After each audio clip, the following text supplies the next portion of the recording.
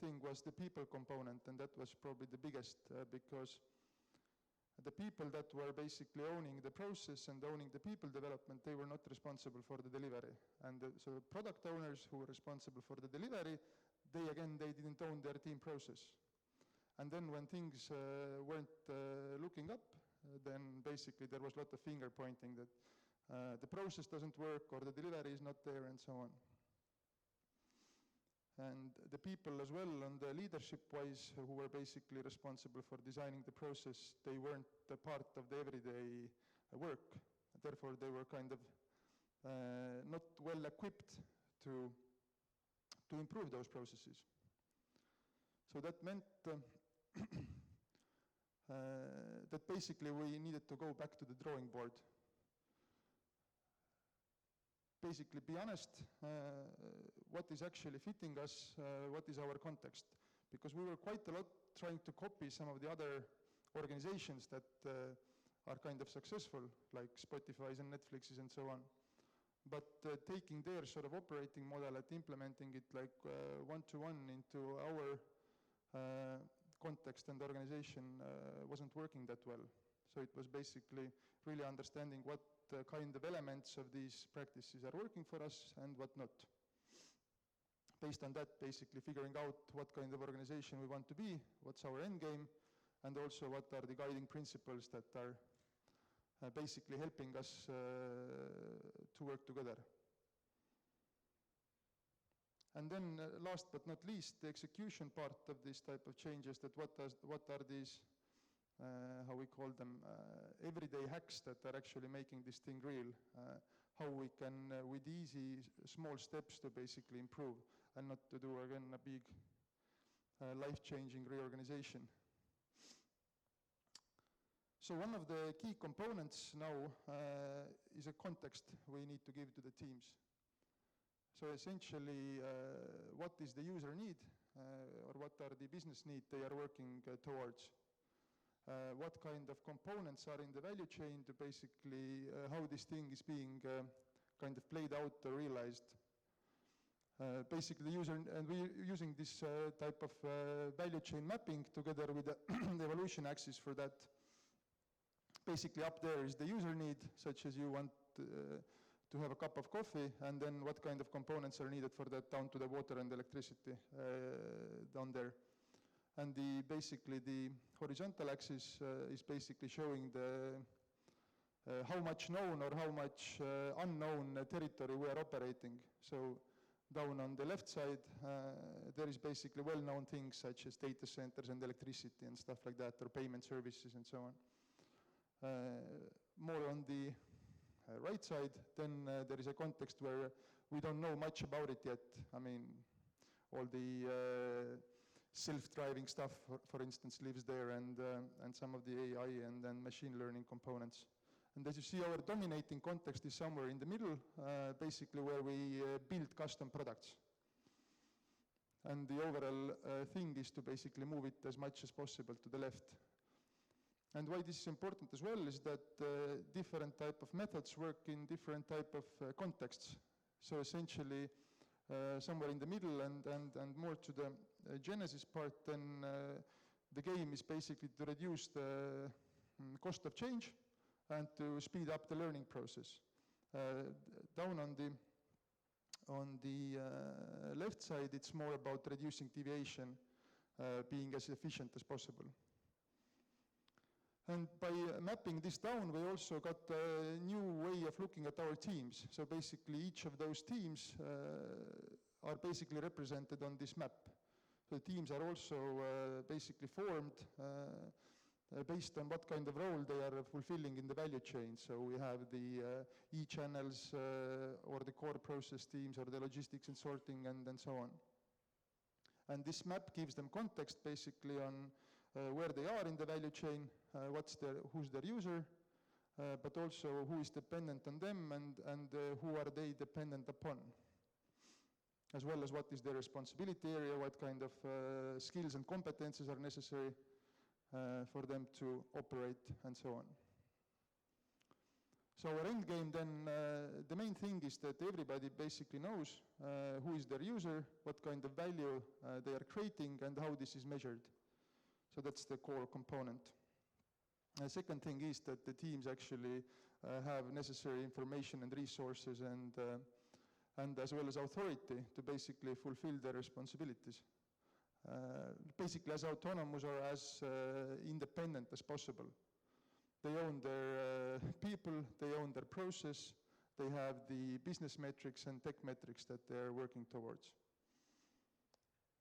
But also in these autonomous teams, as it is visible here, they are not like being able to operate totally separately. Still, they are fulfilling some role in the value chain, which means that a certain set of principles are necessary for them to work together. Kind of like traffic rules. We call it doctrine. So basically this is set of principles that are useful in every context. Best example, I think, is from the military. When you don't know what to do, you find and capture the higher ground. If everybody knows that, then it's much more easier to work together depending on whichever context. So we have listed down things like we always know our users. For instance, we use systematic way of learning, so we have all the retrospectives and things like that. We don't just do things because this is how it's done before, we challenge it. We are not all Agile or all Six Sigma or all Lean or all Kanban or all Scrum. We basically look what is the most useful method based on the context. And as I said, our dominating context is this custom-built products where we basically need to speed up the learning process. Therefore, basically the Agile practices are very useful in that time. However, we still use basically standard projects to, for instance, do some infrastructure lifecycle changes and so on, where this type of upfront planning is actually quite useful. Use small user-focused teams, and we first do the right things and then we do things right. That's also our principle. We try to simplify the problem as much as possible, and we build in these small components all the time. Some organizational changes as well. These are from this year. So basically, I already talked about the teams. So essentially, this is how it looks like now. We have the shared infrastructure down below, and then this user-focused team on top. How do we govern our products? A few words about this as well. There are 4 different levels of planning and tracking. There is this sort of a business vision or the North Stars that are extending approximately 2 to 5 years of time horizon. There are things like we want to get, 2 million subscribers on our e-channel platform, or we want to cut down or increase the efficiency of the courier network by 35%, and there are things like that. That translates down to the business objectives that are then more achievable within a year or so, and we budget against those objectives as well. So essentially, if we want to get, 4 million subscribers, then this year we are aiming for, let's say, 2 million of this, then how much budget are we willing to spend in order to achieve that goal? Down from there is our, what we call business initiatives. In other words, it's kind of like a big epic that has a business metric always, or a business goal, and it has the effort tied to it as well. So basically this is the tool how we work together with business. This is the stuff that we deliver to them. And then it goes down to the epics and stories and tasks and so on. That is like the everyday product development process. We budget as well within 3 categories basically. We have the technology foundation part, which is necessary for the company to operate. Then we have the product line funding, where all the new features live, and then we have something called experimentation budget as well, where we basically don't know yet what are we going to spend it on, but all the hackathons, for instance, live there, and some of the emerging technologies and so on. This is how it basically scales down, the basically intent, what the business wants to achieve down to the product backlogs. Important is that we can track each of the developers' tasks down to the strategic objective of the company and vice versa as well. So everybody knows that if he's writing that line of code, he already knows what kind of business goal is basically being impacted by that. And I will end with a set of process rules as well. Like I told before that our main problem was we are doing too much things in parallel. Nothing gets done. It's partially done work. Also, we were queuing up things in certain places. So therefore, we basically implemented, or are implementing, I would say, a very simple set of process rules, not a big handbook, but basically a one-pager, which is very much about applying work-in-progress limits. We believe that doing less things at the same time, we actually get more things done. It's also about having very clear definition of ready and definition of done definitions on these business initiatives and epics. So basically we know what has to happen for that stuff to be taken into engineering, and when it's done as well, what is the definition of done. That's extremely important because what we saw before is that these type of business initiatives were starting to grow. Everything was sort of put underneath it, and that meant again that some stuff was staying there forever. And when it's there forever, then it gets reprioritized. So nothing ever gets done. And basically the whole game is about improving constantly the cycle and lead times, meaning that how quickly we can actually move these business initiatives through that funnel. We want to get basically from next to release with things like, let's say, a new functionality for the parcel machines or the new sorting logic or things like that up to 3 months. If it gets more than 3 months in our effort, then we cut it down. Nothing can be bigger than 3 months.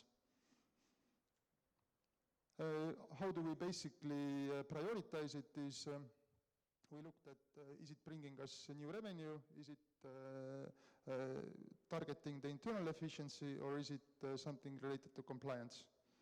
And we do it pretty much like very easily, small, medium, and big, which then reflects like under 50,000 up to 100,000 up to 300,000 and so on.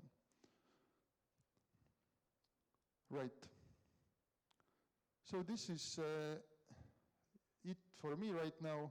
We basically looked at where we came from. We came from a very traditional, a big project-oriented organization where the teams were aligned based on the technology layers.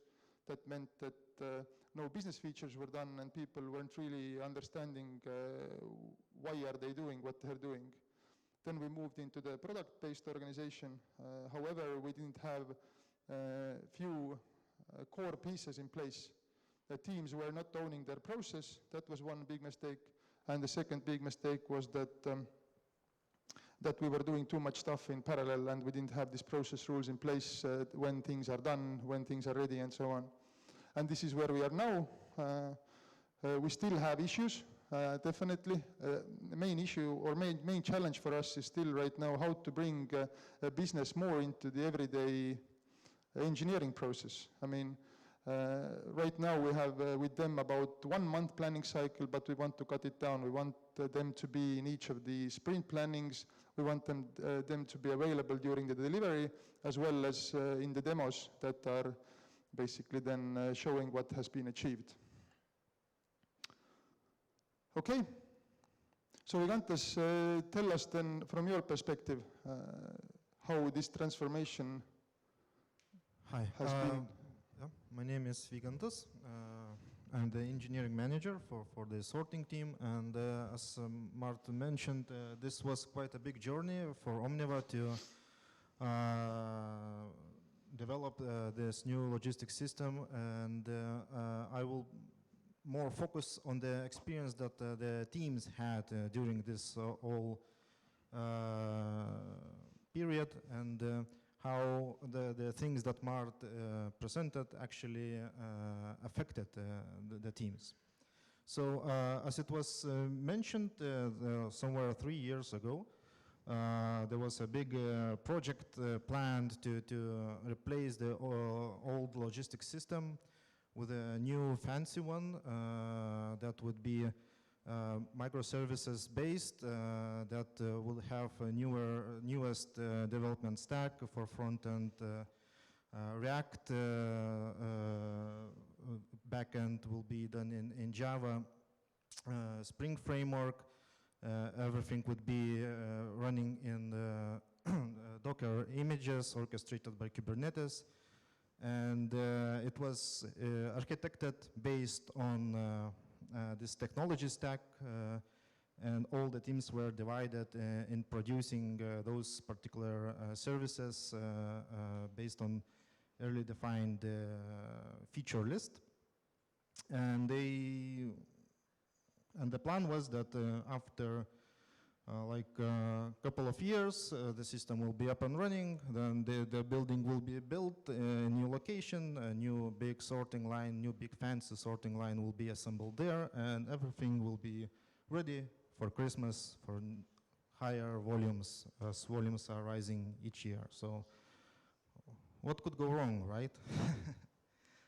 And as it was mentioned by Mark, that of course, nothing happened as expected. So teams were working hard. They were delivering some working modules, but those modules were not interacting within themselves in the end-to-end perspective. So they could exchange data maybe with some couple of nearby modules, but the whole customer process from the beginning to end was not possible to succeed. And reason for that is the scope that was planned. So the system should have replaced all functionalities with some modern geolocated systems, totally new parcel machines, totally new approach on the sorting, totally new approach on data entry, and everything was so new.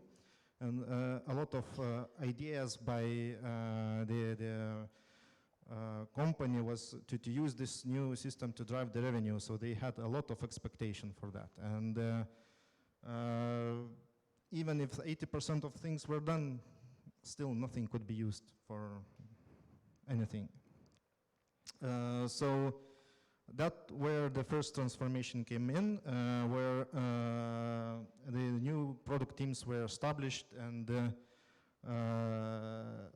basically the scope was switched from fixed scope and variable resources and time to fixed product teams and then dynamic scope. But how to get this dynamic scope from this big project, which features are important, which not. So the engineering teams were brought to the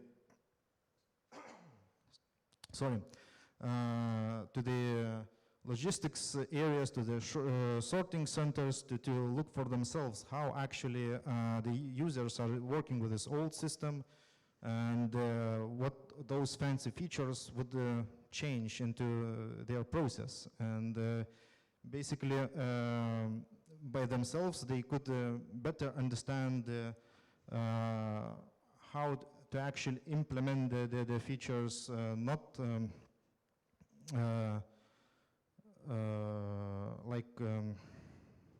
by definition of what is expected, but by actually value delivery to the customer. So during that time period, it was decided to not take into the delivery for Christmas anything that is not related to the sorting center operations. So the new GIS system will be developed further but not released live. The new fancy journey-based, let's say, logistics operations will also be postponed. So the focus was done just to get up and running the new system to work with this new sorting line and new logistics center. And as I said before, one of the key enablers for that was to do the value-based deliveries rather than the features from the list by the customers, and also make a very hard decision not to scrap the old system, but try to integrate it together with the system. So this minimum viable product was like defined by keeping only things that were useful for the end goal of the Christmas period. And that was a success, I would say. It allowed us to deliver the working system. The new logistics center opened on time.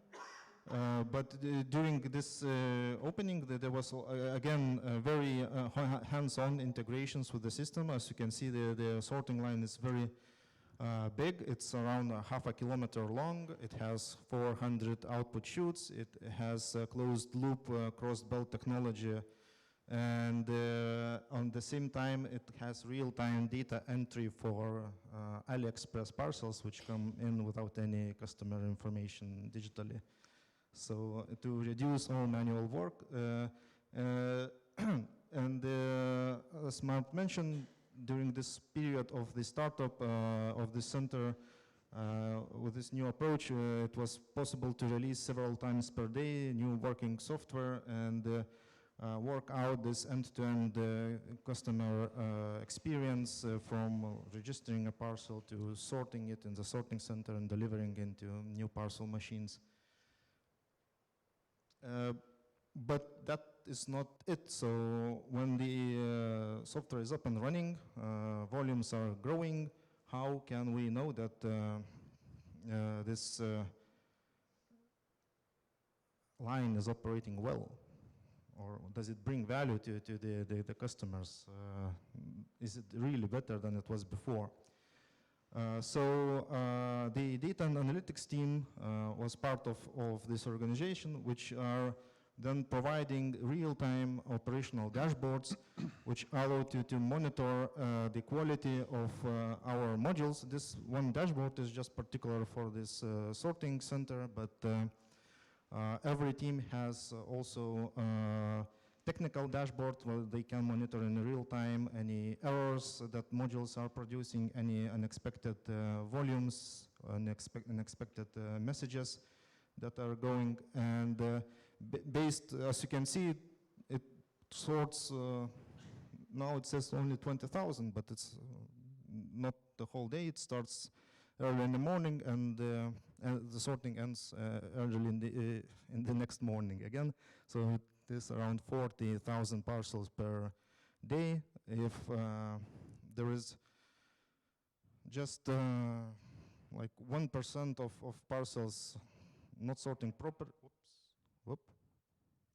not sorting properly, then it is really affecting a lot of manual work and bringing down the value of the system, which helped to improve the overall process by 40%, helped to reduce human errors by reducing the manual handling of those parcels. But Omniva has not only in Tallinn the sorting center, it also opened sorting center Kaunas, and it serves all the region except Vilnius. Sorry about that. The sorting center for Vilnius is planned for next year. But it also has a dashboard, a real-time dashboard, which also helps to monitor its performance, its the errors, the problems, and based on the lessons we learned with the talent sorting center, it was quite an easy effort to do this in Kaunas, and it was a breeze to do it in Riga this year. Previously, just to recap, the data was gathered offline into Excel sheets and was laid by 2 to 3 weeks, and which didn't allow for any real-time analysis. But now, besides the operational dashboards, all the data produced by the team is accumulated into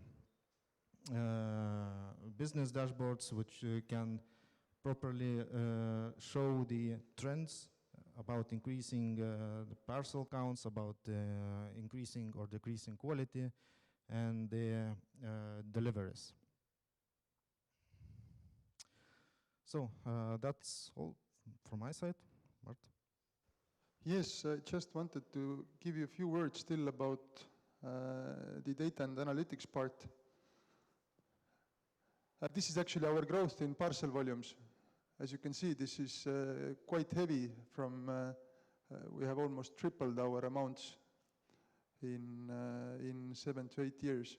But why data and analytics is very important in terms of the product organization is that the work of a product owner is very much about saying no, because there is always more demand that we can basically deliver.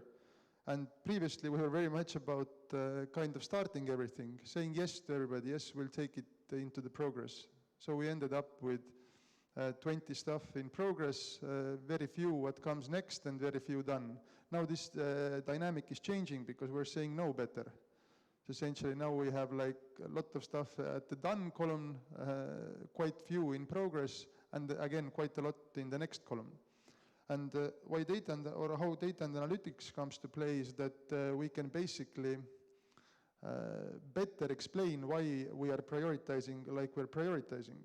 If by one feature or development we are affecting the delivery of 1.3 million parcels, but with the other then only 10,000 parcels, then we clearly prioritize the bigger impact. And data and analytics actually helps us to basically explain the decisions better. So we take a few questions as well.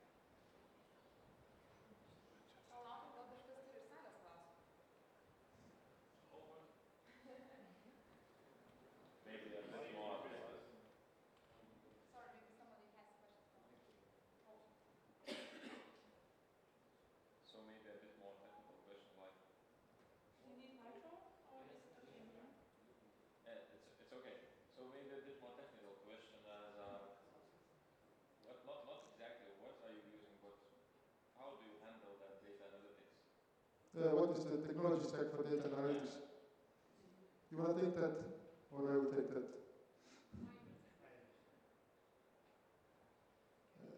You want to take that? No? I think we have a data warehouse technology that is based on Vertica. On top, we are using mainly Power BI from Azure, but also on-prem installation as well. There are other things that are also useful for visualizing data, like Grafana, for instance, is used.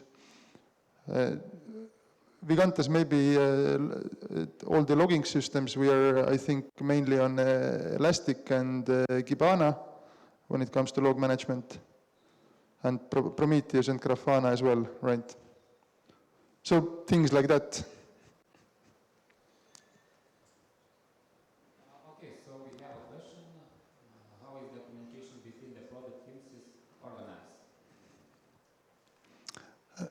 Good one, because that's the weak point.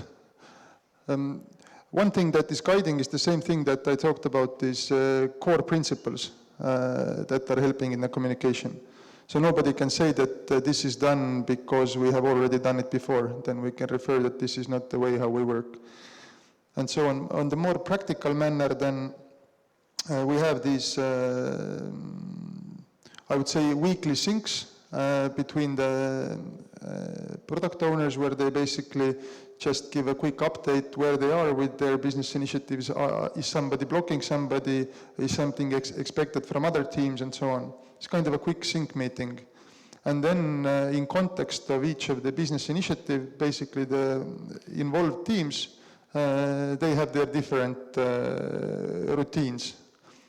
Some are doing daily stand-ups, some are doing weekly stand-ups, some are doing sprint plannings and so on. Maybe how is it working from your perspective? Yeah, but for inter-team communication, for a bigger initiative that involves changes in several areas, the driver is assigned, which is basically from one of the team who has the most involvement into that feature, who is then trying to talk and get the input from other teams, how it will affect, how that feature will affect those teams, and try to build some epics with the included user stories for that.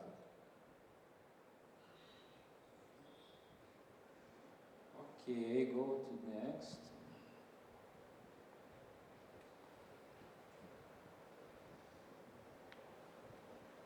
How did you secure buy-in for this fairly radical rearrangement of both process and organization in such a legacy-heavy company? There has been several different buy-ins. We call it hacking leadership. Basically, the first buy-in was through fear. So basically, no, everything will basically break down, and we will not be able to handle these increasing volumes with old systems. Basically, if you don't invest, you're going to die. That was the first buy-in. The second buy-in, which is, I think, fear is a good motivator, but for a very short amount of time. So the new buy-in that we're very much trying to build is through the same business outcomes, that we all commit, the business lines and the budget owners, as well as the technology organization, to improving some sort of business outcome. And that actually secures much better buy-in in the beginning, but that is not enough. We have to deliver in these small, up to 3 months pieces in order to show progress. That's the most important thing, to constantly show that something is improving, and it's improving daily, weekly, monthly. What is always the worst thing what can happen is that you go away and you do something for a year and nobody's actually seeing what you're doing, then the trust will go away. But how you basically keep that trust is that constantly showing that something is getting ready, some metrics are already moving, some value is already created. I think that's the core. Okay, so the time is ended. I want to say thank you for our presenters who talked about this story. So give applause for our presenters. And do not forget to leave feedback about the conference. You can see here the link. So now is the end, and we will see in the next talk. Bye.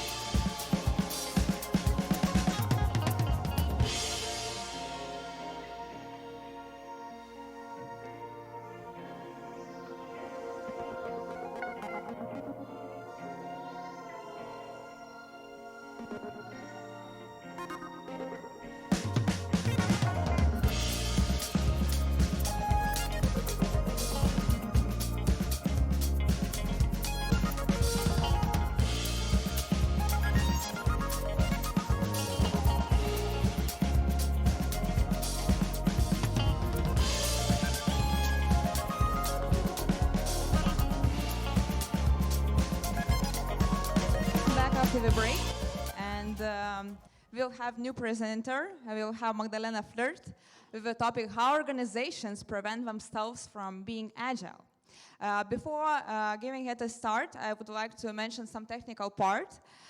During all the presentation, you can open the Menti.com page on your mobile phones, and please write all your questions you have to Magdalena. And also, in case, and also if you want to rate here, please do it on this Menti code as well. Also, I would like to mention, but you have on your badges a QR code for the all conference rating feedback form. Please fill it in, and if you write your name and email, you are also participating in the lottery to receive prizes. So welcome, Magdalena, and give it a start.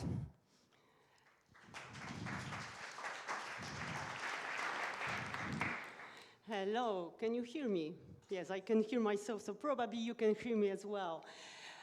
Thank you for being here, and I'm really happy to be here. I'm for the first time in Vilnius, so this is my first time here. And I come from Poland, from Kraków. Have you ever been to Poland? Yeah. Is anyone here from Poland, maybe? Yeah, someone. Yeah, hello.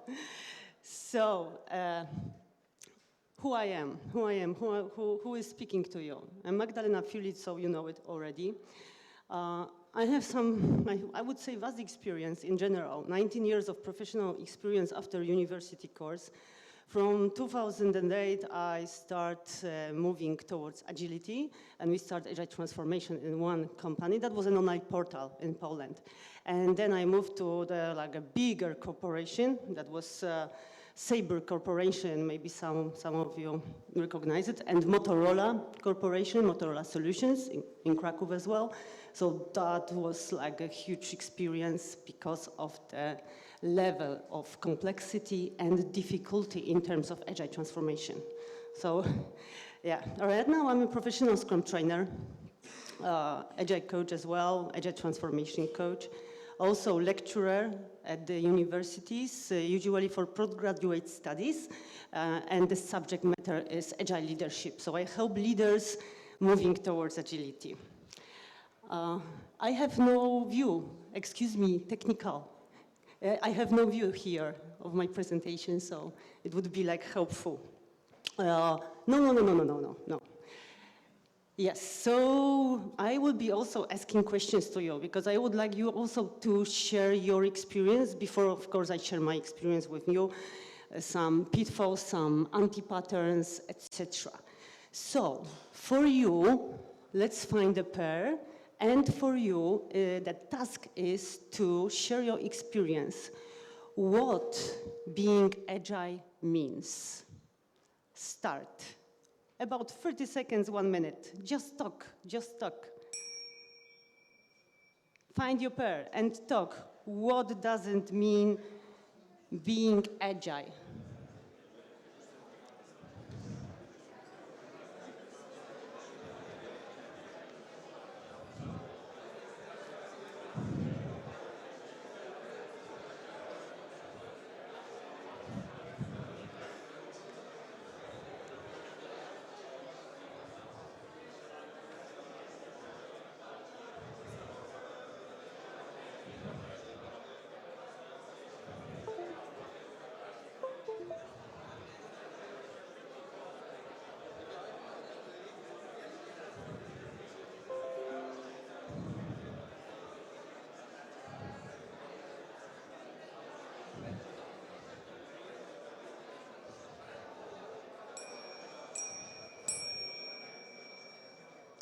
Okay, hope you had the chance to just share just shortly your experience, you know.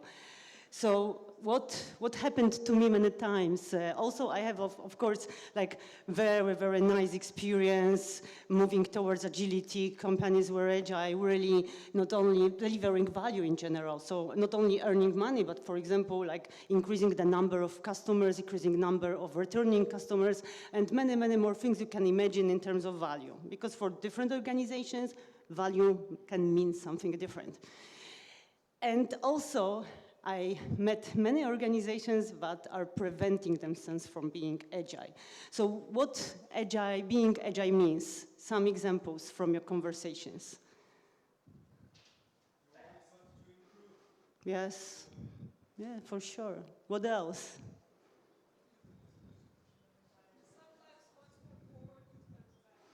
Yes, sometimes, yeah. Okay, my presentation again. So for some examples, probably you mentioned them. One is adopt market conditions and to changes. So very fast adoption is also one of the goals of being agile. So when I'm going to the organization as a consultant, I'm asking them, why are you going to be agile? What is the reason for it? And sometimes people say, oh, okay, because other companies, they're actually doing it. Is it a really reason for being agile? It's a fashion? What do you think? Is it a fashion, being agile? Probably a little bit, yes, probably, maybe. I'm not here to assess it, absolutely not. Yeah, fashion, but it means something. It means something that we can quickly adopt to the market changes. Right now, our environment and our work environment and requirements demanding markets and customers are really right now demanding. So we need to adopt, we need to be faster and faster.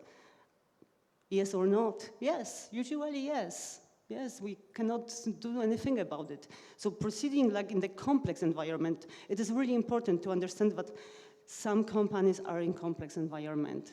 And empirical approach, agile approach, is the only, probably maybe the only way for answering those complex challenges. For simple environments, maybe agility is too much, maybe there is no need.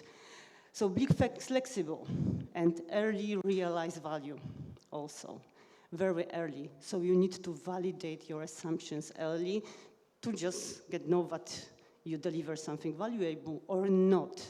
Also eliminate risk. You can, of course, you probably know it about continuous improvements and other things like happy customers, happy employees, and probably many more. Probably you mentioned something different in your conversations, which is, of course, also good. So that's the reason organizations want to change. And who works in the Agile organization right now? Some of you, very good. Any kind of agile, like being being flexible, delivering value, adopting quickly to the markets, to the changes, okay? And who is in the transition towards agility? Yeah. What about the rest? Traditional organization. Who is working in traditional environment? Some of you, yes. Do you think about moving towards agility? Yes, not? We'll see. Okay, so you can right now speak also to your pair or in freeze, depending, of course, if you have pairs right now, about your challenges and your point of view for moving towards agility in your organization. Okay, let's start talking a bit, like 1 minute.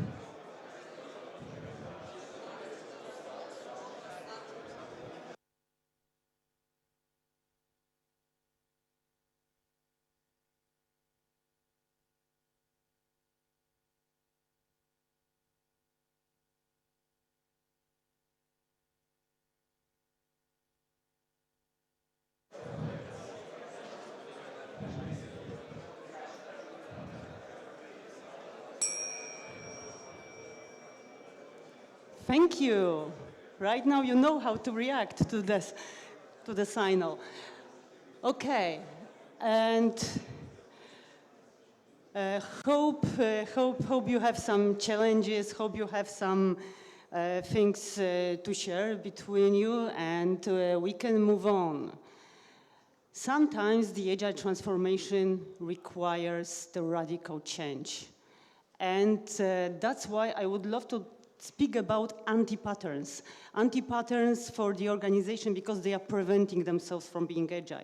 I mean, they sometimes don't believe in it. They just like follow. That's why I was asking at the very beginning, what is the reason of being agile? Or what does it mean being agile? And those organizations, they just follow like, okay, we would like to have like agile teams, but not necessarily agile environment. During agile transformation, maybe you observe it as majority of you are in the transition or working in agile environment. Sometimes you need to also change your law department. For example, agile contracts. Have you experience with that? Legal contracts changes? Anyone? Yes, 1, 2, 3 people only.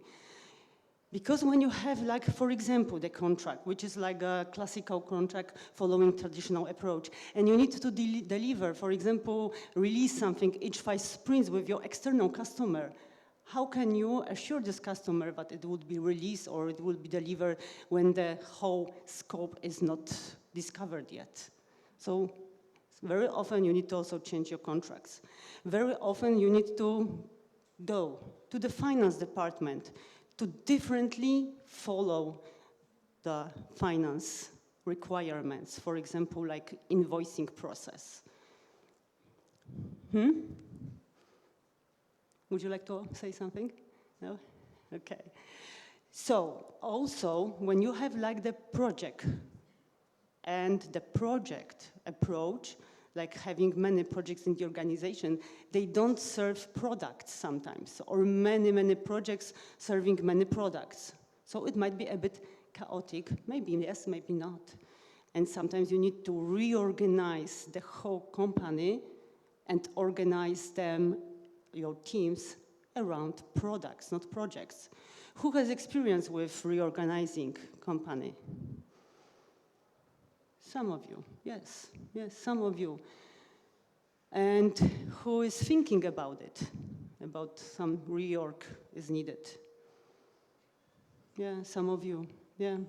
Sometimes it's needed. When you have like the small organization, for example, let's say startup or like a 200 people, maybe there is no need for reorganize. But when you have something like bigger, like a corporate environment, also it's really hard to do it. Not only it's needed, but also it's hard. Sometimes you can reorganize your organization into some like Scrum studios. Have you ever had this experience with Scrum Studio? Yeah, some of you. Not so many. So Scrum Studio is like the organization in the organization. Right? Yes, Scrum organization having even own marketing or finance, their own lawyers, etc. Everything what is needed, not only Scrum teams, but also different parts are also involved in the organization. And that's why you can do it in this agile organization to serve fully your customers, even in the large one, even in the corporate environment. So you can divide your corporate environment into smaller parts. It's easy. But many organizations, they say, okay, there is no need to change. Let's say we are agile and let's follow like iterative waterfall, and we can be still agile. Unfortunately, sometimes there is not. And many organizations fail during their way to agility because they just don't need change. They think they don't need change, of course. Sometimes they really need. You cannot just do it and serve, for example, complex environment, having only the same things you had before. That was appropriate maybe for the classic approach, for traditional approach. If you would like to change, you need to also think sometimes that the huge change is needed. So, for example, there are several corporations I worked with, and they were like, I recognized them as this anti-pattern. Why? Because they told me, oh, let's have only agile teams, and everything can be like at the higher layers of the organization, like management layers or product layers or, of course, project layers. They can remain the same. Sometimes they cannot. Sometimes they cannot. So you need to really also think about it and about the need for change. I don't mean that every time you need to change, but let's think about it if your organization really need to be or reorganized. We have also another RT patterns, not fully implemented agile frameworks, like, for example, like Scrum. I'm from Scrum.org, so like, Scrum is the mostly natural for me, and Kanban, coming from Lean philosophy, is also very familiar to me. I was also working with extreme programming. Who follows Scrum? Majority. Who follows extreme programming? Or maybe some practices from extreme programming, maybe. Okay, who follows Kanban? Some of you, yeah. Sometimes it depends. Sometimes in the one organization, you may have some teams adopting Kanban, some teams are adopting Scrum, and it's perfectly fine. It's perfectly fine, depending on the complexity or non-complexity. If you have simplicity in your teams, maybe Scrum is too much. But what does it mean, this anti-pattern?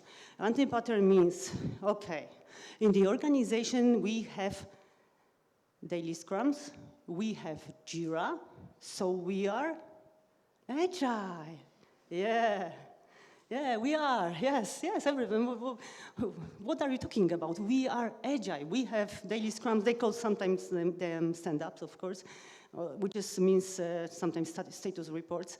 And I don't mean about mechanics, because you can also apply all mechanics of, for example, Scrum or different framework. But without mindset and philosophy, it means nothing. We call it, at Scrum.org, zombie Scrum. So you may have everything. You may have all events, all artifacts, all rows, but still, it's the effect, it's not Scrum. Have you had the similar experience? Some of you, I expected more. So the rest of you are just doing perfect Scrum. Who is doing perfect Scrum, perfect Kanban, or other framework? Yeah, at least one person. Thank you. Good to hear it. Unfortunately, also, it can be the result of not understanding. Very often, top management, they just don't realize what does it mean being really Scrumish or Kanbanish or something like that. It means that we need to continuously improve. We need to be empirical. When you have, for example, your scope for, like, from the whole year, and this is like your whole scope is divided only into sprints, and the scope still follows like phases, it's not Scrum, unfortunately, because you cannot have all those benefits coming from Scrum. Why? What do you think?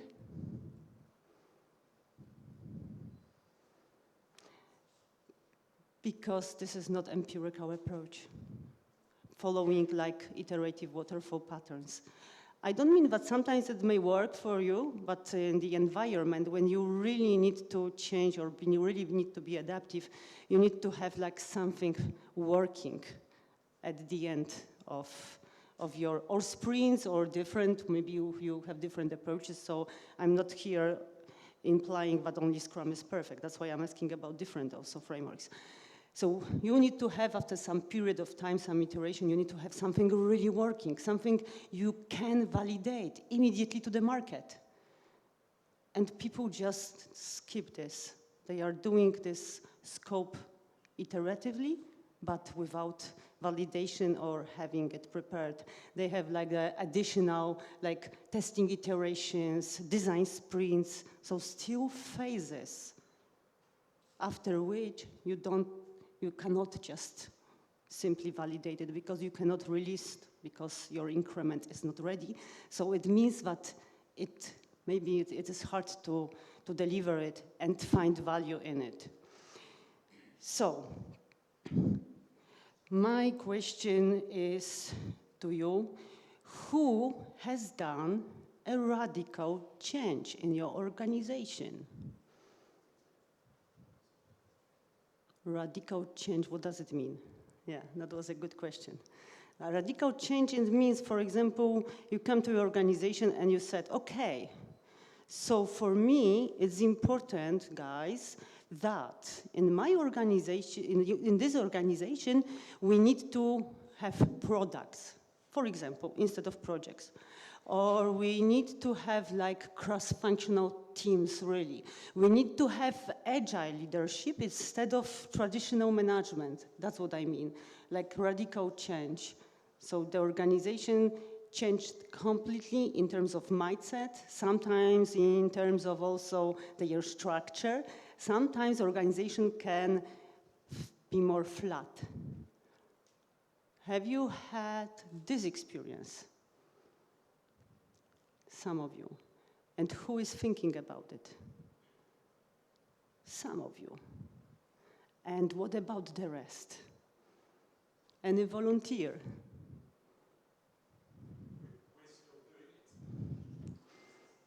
So you are in the transition, yeah? Yeah. Yeah. I would like you to just conversate again, very shortly, why you need like radical change, or maybe you don't need radical change, because I can observe that majority of you don't think about radical changes. Sometimes it's not needed, as I said before. When you have like a small organization, maybe there is no need for doing it. Maybe you are already like organized around value, delivering value, around products. So let's have a conversation about it, why you need or why don't you need this radical change.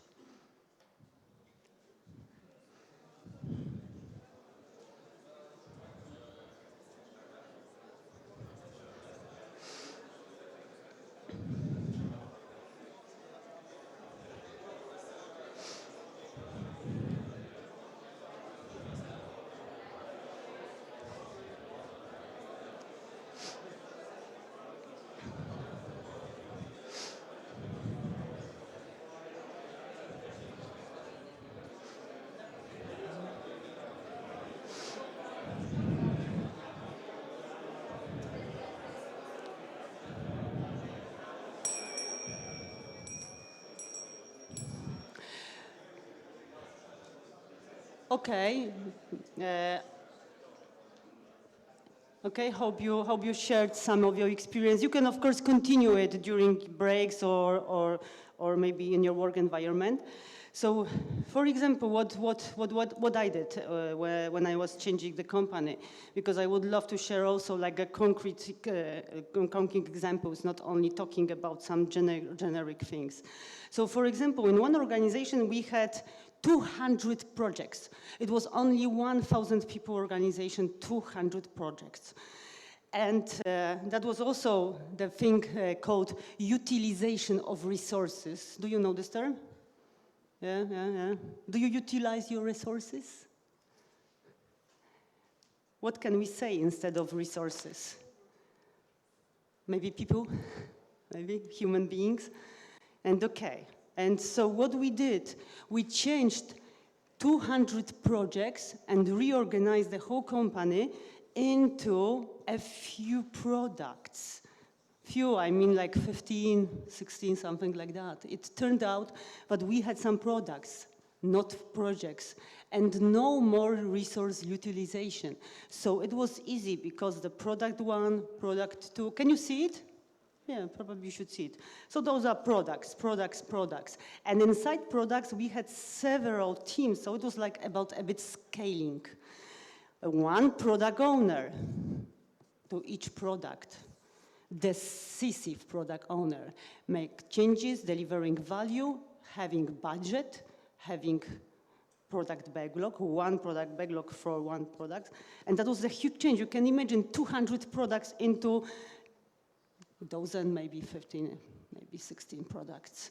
So platform products, it was also platform products, some of them, customer-oriented products. So it changed completely the whole organization. And that was like a bit flat, more flat. So less hierarchy in the organization, less communication blockers, communication impediments, less proxies, just direct product owner, direct teams, sometimes direct customers, and when it comes to internal products, internal customers, of course. So that also was the huge change. In one of the corporation, we had like a very classical hierarchy. It was like a classical with many levels. What we did Scrum Studio. We just took the part of the organization, had it like completely separately from the rest of the organization. So the rest was very hierarchical with lots of dependencies. So we removed as many dependencies as we could and have like the separate studio for delivering value. And what was interesting, those studio was really successful. And we did another studio, and that's not the end of the story. And this is the sad story, I'm sorry. They were also very successful, working directly with customers, seeing customers between US, Poland, and India. So it was also another complexity in terms of like time zones, distance, of course. Those two were successful. And you can imagine that the rest of the huge organization, they were blind having those data. They were blind for those because they were afraid of the change. So afraid that they couldn't like see clearly. They are still doing well, by the way, those two studios. They are great. But still, as far as I know, from this organization, I was working there over 2 years. And right now, I'm still in the constant communication with them. And I know that there is the same situation right now, 5 years or more. Can you imagine having data and doing nothing with the rest of the organization? So this is anti-pattern about not only implemented frameworks, but also the previous one, no need to change. So they are like somehow connected. And the pattern, of course, there are more patterns. I would like to just focus only on 3 of them due to time box, of course. So the next pattern is that customer and value are not so important in the organization. So for example, what I mean, like the top management experience or top management decisions are the most important than customers and value delivery. Do you have the similar situation that value and customers are not so important in your organization? And be transparent. So for you, the most important is value and customers, right? Yeah, very good, very good. That's what I expected. Yeah, very good. You must be careful because right now you work for this organization, another day you may work for someone else, right? So I would love to share this experience, not focusing on value and delivery to the customers. Unfortunately, some organizations, they would love to focus on what the C-level said, and this is like driven by C-level. What does it mean? For example, my husband, he works for gaming industry. They deliver the huge game, very well known in the world. And it should be fine, right? But still, even though they have like the internal feedback, but this is good, this is not good, what we have decision maker like the one person from the C-level. So let's imagine people tend to spend like a few months of delivering some gaming feature. It is tested, this is like sprint review, and it is tested, feedback gathered, okay? Everything goes smoothly. And then after, let's say, 5 months, there is a C-level who wants to see the progress of the game, of course. And I don't like it. After 5 months, let's imagine 100 teams working on something. And after 5 months, one-man decision, and it's like going to the trash. The 5-month effort. That's what organization can do with value delivery. They can just easily throw it away. In this organization, with those 2 studios successful, there was the same situation. People were frustrated because they are months of the effort working on something, on some features. They were just gone to the trash. This is like frustration, and also what it is waste of money. So what we did, what you can do with that, you can just simply say, okay, one sprint cost €1,000, X thousand euros, you know better in your organization. And you can show management, if you are doing this feedback, okay, you are always allowed to do feedback, right? To give us feedback, it's important, of course, but not after 5 months or 3 months. Just do it faster. Just see our progress faster. Because after 3 or 5 months, it may turn out that you spent millions of euros for nothing, or dollars, whatever. So you can easily calculate it and show you transparently your manager, why are you wasting so much money? By your decisions, giving those decisions so late, not very intensively and very often and regularly. So what you can do instead?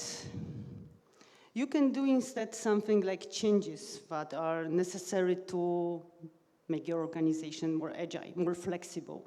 Don't wait with your feedback. Or when you are in the position of manager or C-level or director, don't wait too much with your feedback. When you have something to say, just say it. When you need to validate with your customers, because you don't know just if your product fits to the market, just validate it, just gather feedback. And be more empirical also. So when you see also some data, like success stories in your organization, let's show it, let's insist on maybe some applying them, maybe more, in the rest of part of the organization, yes? Become an agile leader. Who is in the manager position here? Some of you.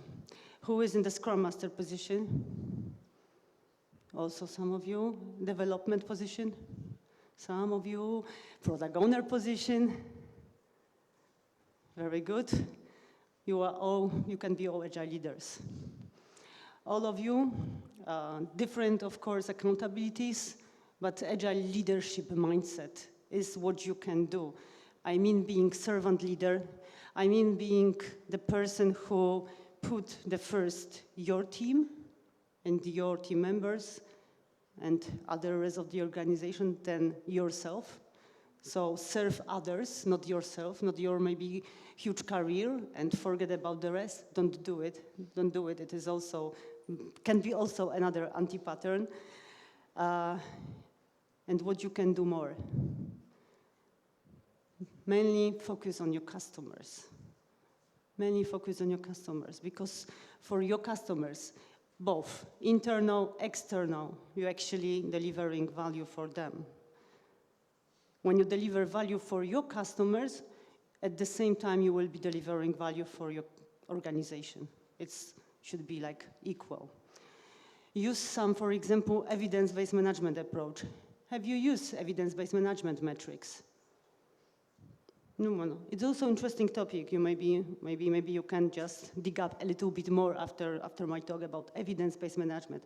So show data and then inspect and adapt based on data. So again, empirical approach. showing data and again, adapt. Showing data and adapt. So make decisions based on data. It's not about being metric driven. It's about making right decisions based on facts, based on data. So those are small tips, of course. That's not, of course, enough. It's just like 30 minutes. I'm wondering the last task for you. Have you discovered any other anti-patterns? Let's talk very shortly because we don't have like so much time. So like 30 seconds, 1 minute, and maybe we can share other anti-patterns, okay, in your organizations. But organizations, they prevent themselves from being agile, all right? Find your pair, and let's discover more anti-patterns.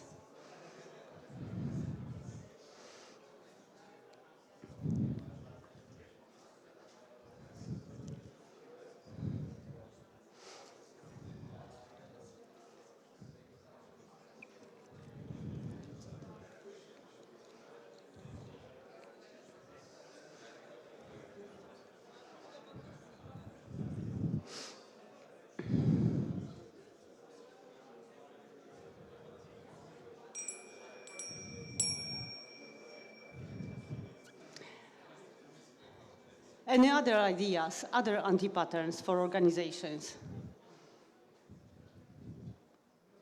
Share.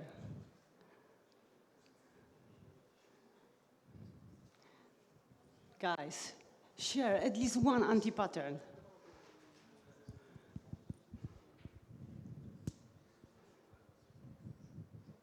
No, nothing more? Okay, there are many more. For example, the attitude of the organization. I'm great as the organization, and they are not. So diminishing their competitors also. It's like arrogant. So don't be so arrogant and think about also your competitors. It's just an example. As I said, this is like many of those anti-patterns. I could say that we can just discover tens of them. And okay, so it looks like 1 minute left. So I can say thank you, but I'm waiting for your questions because of course I cannot share experience and everything in 35 minutes. So let's ask me some questions and I will be answering them. Okay? For now, thank you so much.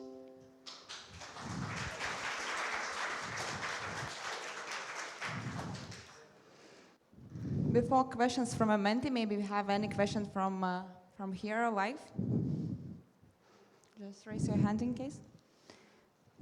No? Okay, then wait for the questions from a mentee.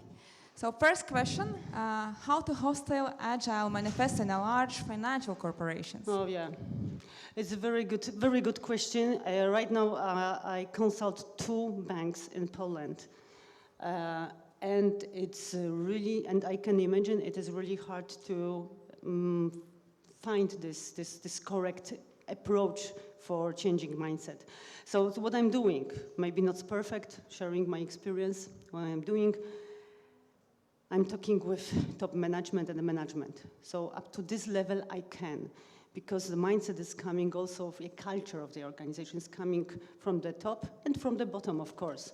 So you need to like operate on all levels, team level, middle management level, and very top level. So talk to all levels in the organization.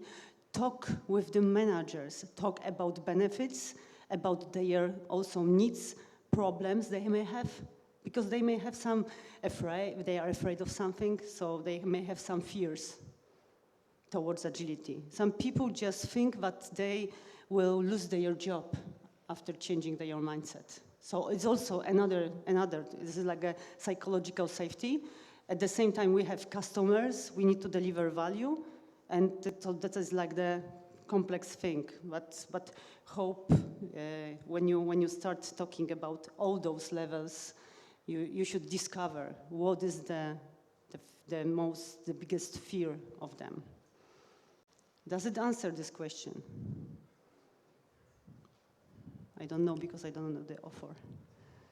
Seem confused, but hopefully it had answered.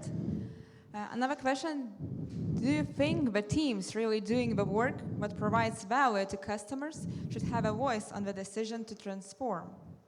Value to customers should have a voice on the decision to transform. Yes, sometimes, or I'm not sure if I really understand this question. Do you think that teams really doing the work that provides value to customers should have a voice? Yes, it's a question about teams or customers? Teams, yes. Example, I had a team who participated in the product. In the product, I mean in the creation of the product. They were so engaged, so when you give them goal, give them the purpose of doing that, let them be innovative, and let them be engaged, so they can even propose some changes in the product. It's also very interesting when people say, okay, for us as a team, because we are using also the same product, it could be like this feature or that feature would be more beneficial. And product owner said, okay, let's check it. At the very beginning, very reluctant, but at the very end, it turned out that those people, those teams, they were more creative than one person. So it's really nice to hear the voice of your teams, so they can have their decision also to transform, to show that we also be like a part of the product. It is one, of course, thing. The second thing, they can say, okay, we are losing our customers. Teams sometimes are aware of that. So what we need to do to keep our customers with us? So another thing. So many aspects of it can be. I think we can follow up, have a follow-up during some breaks, because it is so vast topic that I can spend like here 10 more minutes talking about it, but maybe some inspiration. So having goal, but also having not only and participate in the product. So this is the thing, and also they can discover that customers are really going away from us. What else we have? Yeah, we have time for the last question. Instead of stand-ups meeting, we have sit-down meetings. Is it anti-pattern? Absolutely not. Absolutely not. I'm saying stand-up because we tend to use in Scrum the daily Scrum, which is not stand-up, of course, and you can sit down during daily Scrums. I mentioned stand-up as an anti-pattern because people, organizations think, okay, we have stand-ups, so we have Agile. That's what I meant. Of course not, of course. The reason of having daily Scrum is to plan your day towards reaching sprint goal when it comes to Scrum, right? Not about standing and being like the person who is doing status report. Hope it answers. Yeah. So thank you very much. Give applause. Thank you too.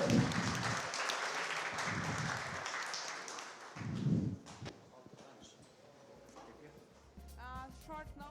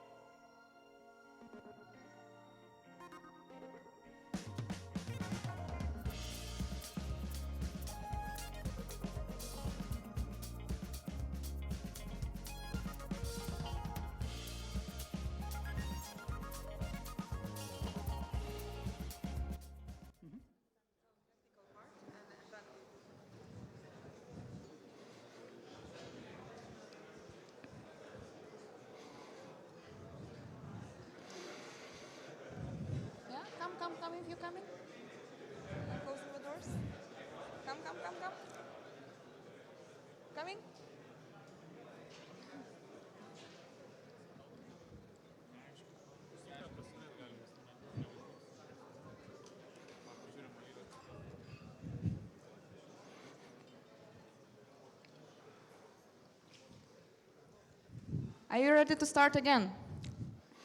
Yay! Okay, so welcome back again. Now we'll have case rule presentation about case study, how process follows product. And as usual, technical part, you already are familiar with Menti, so you know how to use it, write the questions to the speakers, and also vote for him. Also, if you have, after the presentation, questions live, we'll have some gifts as well for those, and for those who will rate how was the conference overall, also some prizes waiting for you. So, case rule, please start your presentation. Good morning, all. Have you all had an apple? Yes? Because I don't want you to go hungry. Are there developers in here? People who are currently developer? Not so many. Any architects? I will not make it difficult, don't worry. My talk will be about the relation between product and process. I will start by a short introduction in the key concepts that I will be using. Then I will tell you about the company, the product company that I worked for and that I look at for 4 teams where they are working in different ways, and this is related to the product that they are working on. First, a picture. You can't see it so well because it's very light in here and it's not that sharp. But does anybody see anything weird in this picture?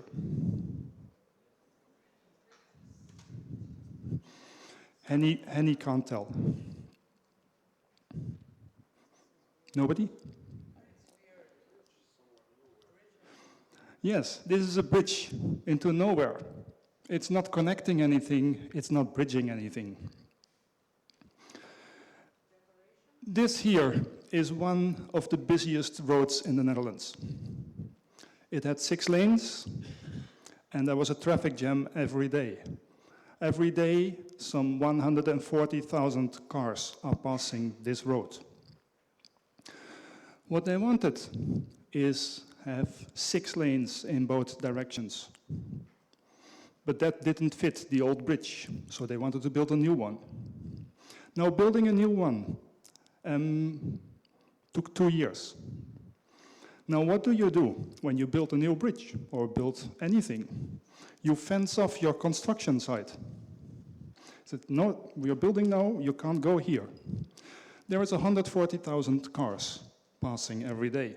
So you want to have a detour for 140,000 cars. That will be, let's say, your standard process of building a bridge and making things still work, a detour. That was a bad solution. This is too much traffic. So instead of building a bridge at the location where it is to be used, they built a bridge next to the place where it is to be used.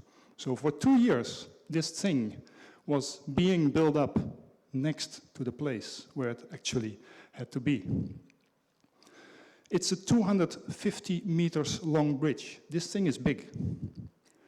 Then in 6 hours' time, it was moved for 400 meters.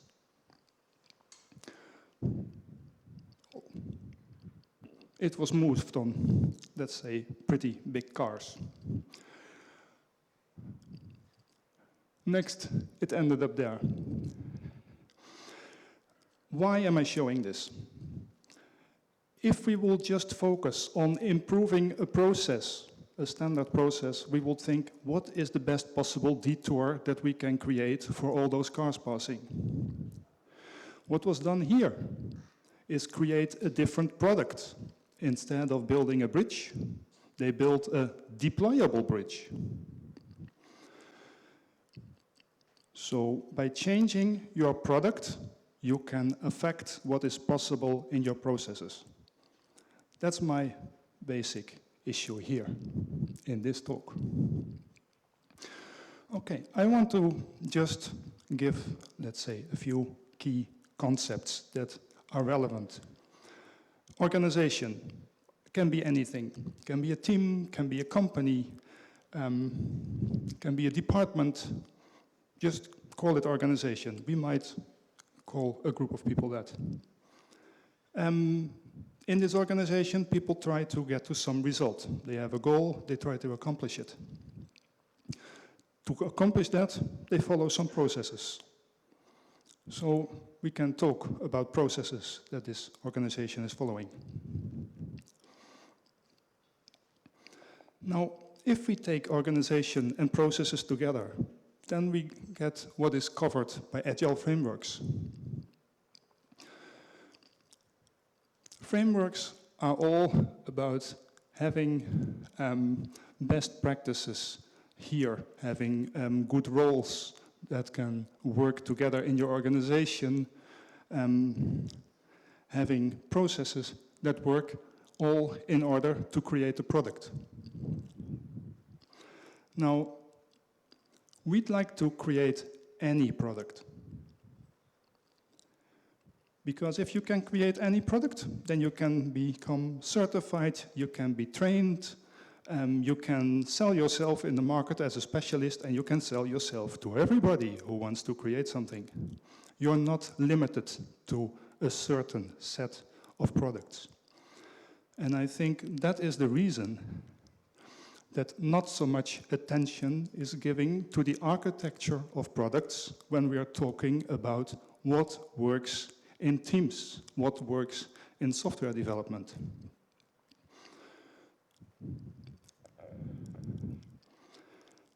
Now, who is familiar with Conway's law? Who has seen this before? All right. Conway's law from 1986, if I'm not mistaken, says that all organizations that design systems are constrained to produce designs which are copies of the communication structures of these organizations. That's a bit abstract. Okay, more concrete.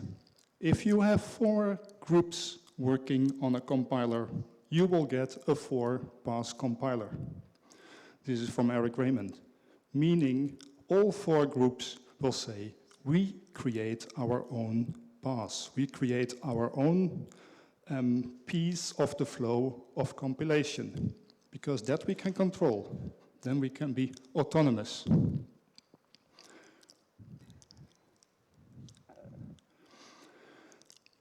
Now, the thinking that I want to get across here is we don't need to be constrained in saying, well, we have organization, we have processes, we can build anything.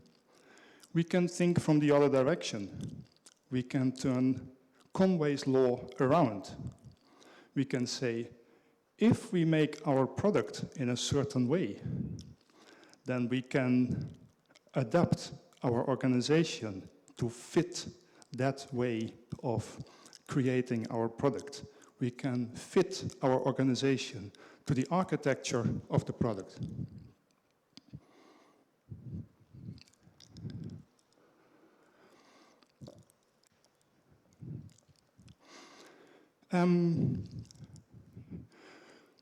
My case studies come from a company named Evolution Gaming.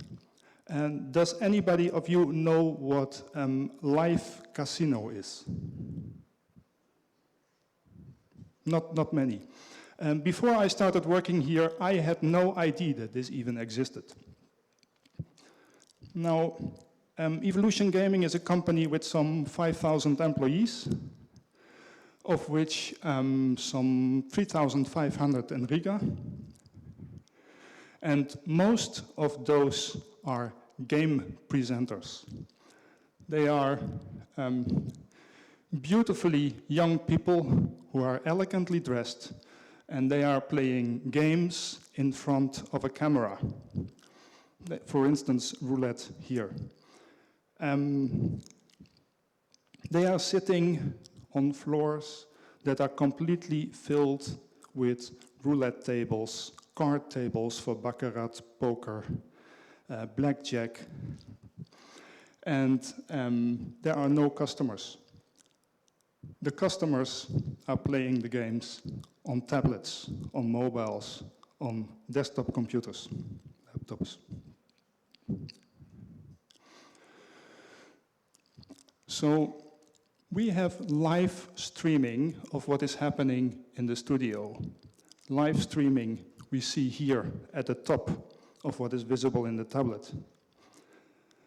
Under that, we see a representation of the game, in this case of a roulette table. So this is the real thing, here is the generated thing, in order to be able to actually make a bet on a certain number. Because Evolution Gaming is a gaming company. You can actually bet, you can win money, you can lose your bet.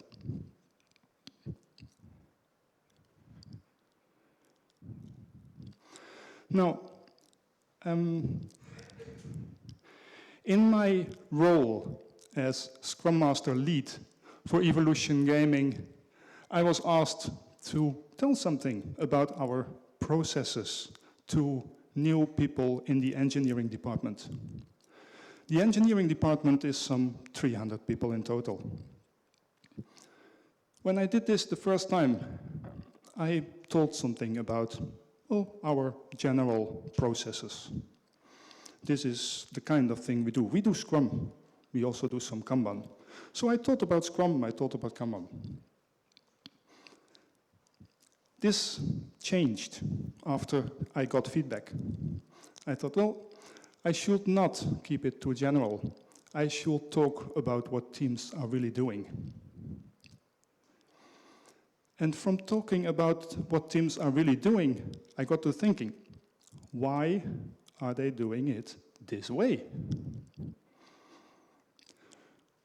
So for context,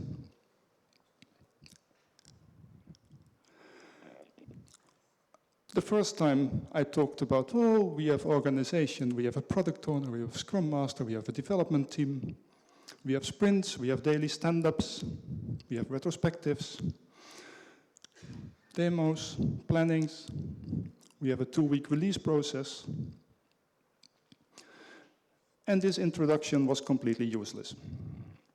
Because the new joiners of the engineering department, well, they join on this day or that day, so in the end I'm giving this introduction after they have already been working for 2 weeks, for 2 months, and they have already seen in their own teams what they are doing. I'm not helping them.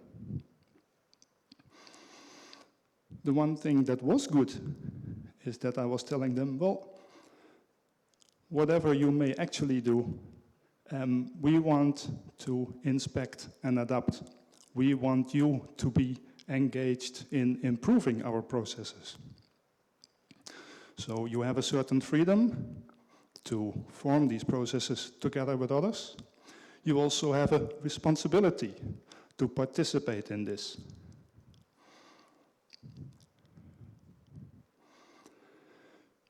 So in my next iteration of giving the introduction, I thought, oh, I should not talk about general concepts. They might already know that, or I'm not helping them anyway. But what will help them is understanding what other teams are doing, what options others have taken, what improvements in their process others have come up with. Because some teams were using Kanban instead of Scrum, or they had no Scrum Master. Or they had a QA who was doing some Scrum Master duties, but not all. There were all kinds of project management tasks fulfilled by product owner, maybe by Scrum Master. Instead of a 2-week release cycle, there were teams that could just release when ready. Also something different. In some situations, there was no sprint planning. OKRs were used, meaning we plan over a period of 3 months, objectives and key results. What do we want to accomplish? How do we measure how far we got? In different teams, we found different preferences for communication with other teams. In certain teams, they say, if you want to reach us, come to us or write us on Slack. in other teams, they say, if you want to communicate with us, we must have a Jira ticket, and then we can follow up in comments in Jira. And actually, there are good reasons for both. Both are working. Then, of course, different teams have different results of their work. Some are really creating products. Others are creating, well, infrastructure as a product. And some are creating really services to support other teams. So this was more interesting to the new joiners. What are other teams doing?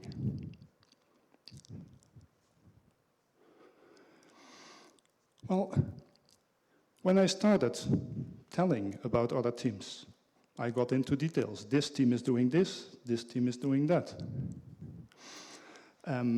Then, from the new engineers who were already in teams, of course, I got feedback and learned from them what they are actually doing, or the things that they found good or bad, or perhaps just noteworthy.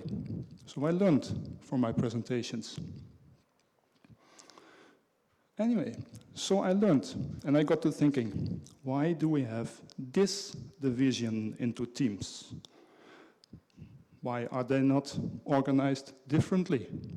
Why is the cut among grouping of people not differently? And is there a better explanation for the actually followed processes than iterative inspection and adoption? Because my original position was, we just have our grand general approach. You have your responsibility, you have your freedom as a team, you form your own processes. And then, as an outsider, my hands are off. You can do whatever you want. You go Kanban, you go Scrum, you go OKRs. It's not up to me. So I kind of had lost track of where they ended up. I could only say this is the process according to which you got to where you are now. But I couldn't say, I understand why you're there. And I got to thinking, well, what is the role of the product these teams are working on in all this?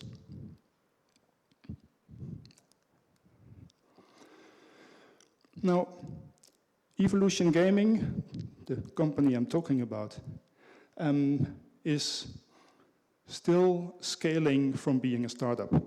It's 13 years old now.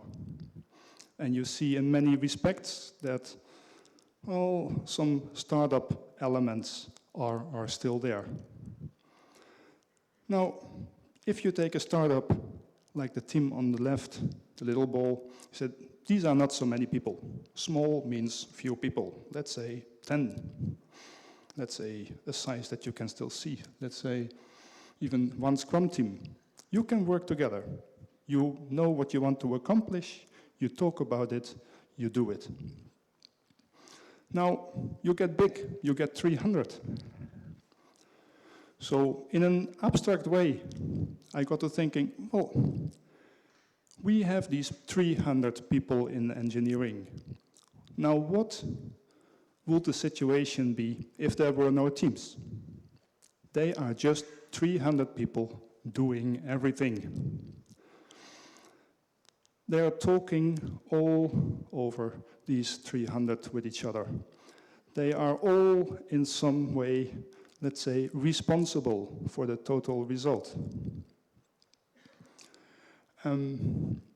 They all have to adapt to each other in order to be able to work smoothly with each other. They all have to understand each other's work.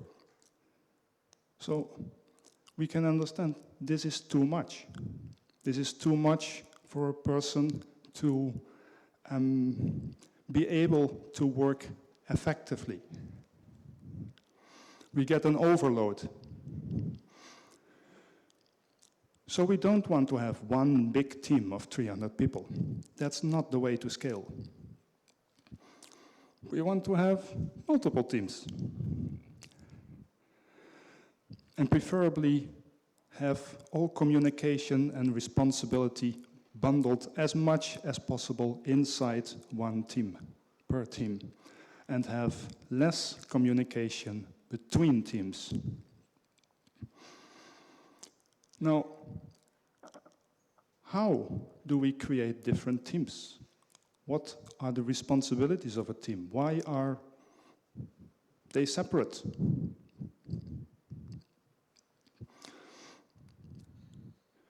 So this is a map from the Portland Police Bureau. This is about what different police teams are responsible for in surveilling. So this team is responsible for this piece on the map, the streets that are there, the houses that are there, the shops that are there. We have a natural separation of responsibilities. We can draw it on a map and we can easily explain this is what you are responsible for. Now, with software, we don't have a natural separation. We can say, well, this is kind of given, or we can say, this is database, this is separate. True, that is possible. But on the other hand, software is quite fluid. We can change how we organize what is hanging together. We can change our architecture. Good. This is all still quite abstract. I said I will look into what 4 teams are doing, seeing if I can make sense of the relation between what they are working on, their product, and how they are working on it.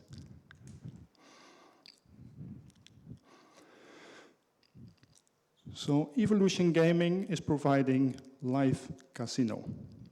It's providing different games: roulette, blackjack, poker, baccarat. So the first team, or rather type of team, is a games team. One team is creating roulette, one team is creating blackjack. So I call them here archetypical game team. Second team, second type of team, of which there is only one, is the video team. Everything in live casino depends on live streaming. Live streaming should be perfect. If it doesn't look good, people will not want to play these games. It's not like you go to the tech servers and you say, well, as long as I can fill in my forms, I'm relatively happy. People will play a game because it gives them satisfaction. They must prefer it over doing anything else.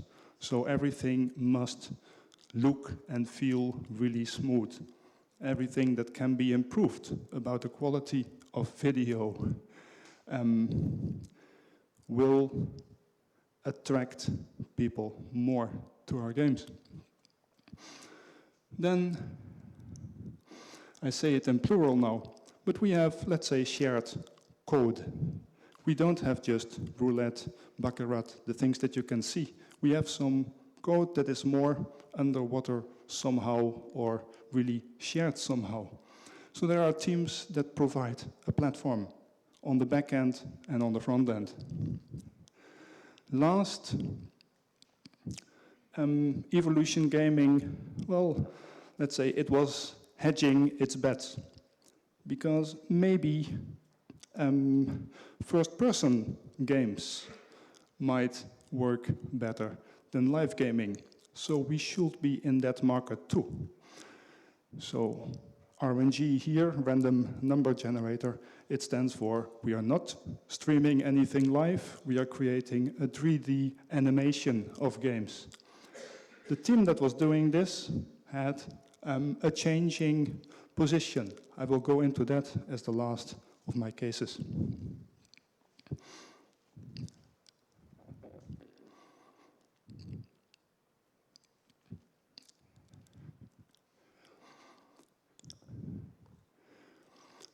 So the archetypical game team, they are creating new games.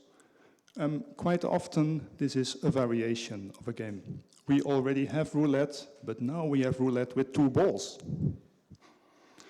So This is about features. It is about what you can actually see. It's about what players will actually experience. Additionally, they maintain existing games. They are using, all of them, a Scrum framework. They are all of them on a 2-week release cycle, partly for technical reasons, because all of the software is bundled into a monolith once in 2 weeks and then released to production. The composition of the teams is cross-functional. We have graphical designers, business analysts, front-end and back-end developers, and QAs. They work together to get to a next iteration. Then we have a natural split, the kind of thing that we saw in the Portland police precinct overview. Because, well, roulette is something different than blackjack.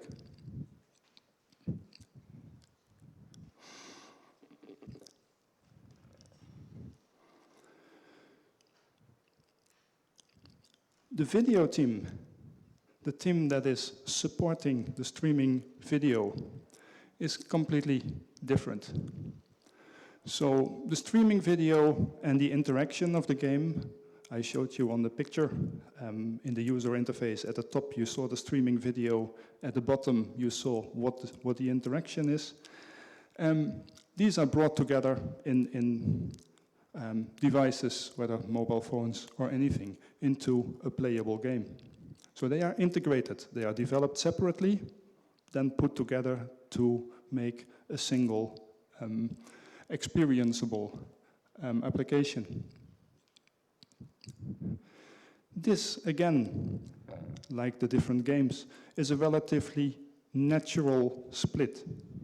Because, well, streaming video is a different thing than making features of being able to bet on an outcome of a roulette wheel. Now, this video team consists of some 30 people. There is no product owner. There is no Scrum Master. Partly, these are specialists working on quite long-running R&D projects. Can we squeeze some better performance out of one aspect of the video streaming? Additionally, some people are providing support for specific features or problems of games teams, which is a completely different thing than doing research. The team is releasing when ready, because it's on a separate track from the games with regards to deployment. Now, they have numerically specified goals. They look at metrics, they look at statistics and say, okay, 10 seconds out of 100,000 seconds, our video image is stuttering, is freezing. We want to go back to 3 seconds of stuttering. If we can improve that, then the user experience will improve. So they are driven by numbers. Then for research, they are again number-driven and say, well, our objective is to, for instance, improve the experience of the sound of the video. We don't want any loud noises to suddenly become audible, because that is a thing that can happen in a studio. We want the sound to be such that it remains pleasant to gamers. This can all be measured, and we can specify, we want in 3 months this measurement to be better.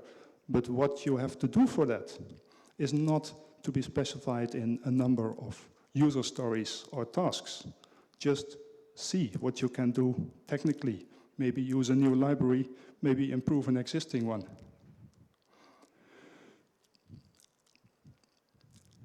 Now, I want to put them next to each other. So we had the games teams, we have the video team. In the game team, we have a releasable product as an outcome. They work on their roulette version. After 2 weeks, there is a new increment, and some new features can be, let's say, checked. This is there now, this is there now, this is there now, and a few defects are fixed. Multidisciplinary effort. So together, they create their new features. Together in different disciplines, the team creates new features. When working on development, there is a certainty of an outcome of it. You want to create a new dialogue and make a variable changeable by the user. This is just going to work. You specify it, you implement it. There is no chance that this is not realizable. But there is uncertainty about the value of your work. Yes, your dialogue is there, but is this really what players want? So here you want feedback. You want to show what you have created and then get feedback from humans, from people who are actually playing, or of our, let's say, experts in the company. Well, how does it feel to you? You may have asked for something, but now you can actually try it in a demo. Do you still like it? In a video team, the outcome is a measurable improvement. There is not so much need for people to give feedback. Second, we can just measure it, so when you have done your work, we wait for the statistics to come in. Was the work good? We can see it in the statistics. With research, there is uncertainty about the outcome of the work. So you might have tried something for 6 weeks. Sorry, didn't work, didn't give the result. We can measure it. You wrote a lot of code, you changed things, used a new library. Didn't work. So there is uncertainty. But there is certainty about the value of what you do. We wanted to get down the seconds in the total time, or let's say the number of seconds out of 100,000 seconds that the frame is freezing, and we got it down. That's all we wanted.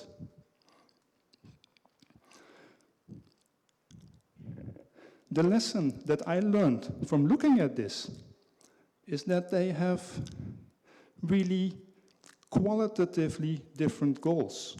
It's not just a matter of you do this and I do that. We separate the tasks out of a total. It might require, let's say, a different mindset. Are you trying to work on the basis of uncertainty and improve some number? Or are you just creating feature after feature?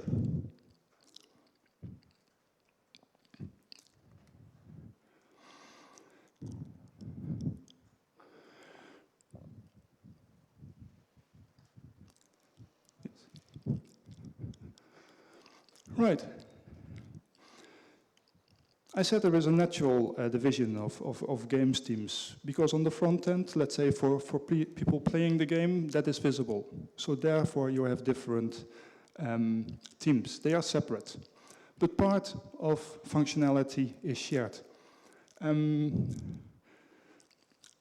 This is shared especially after some time. Meaning, year after year, you find that there are common aspects of your different pieces of code.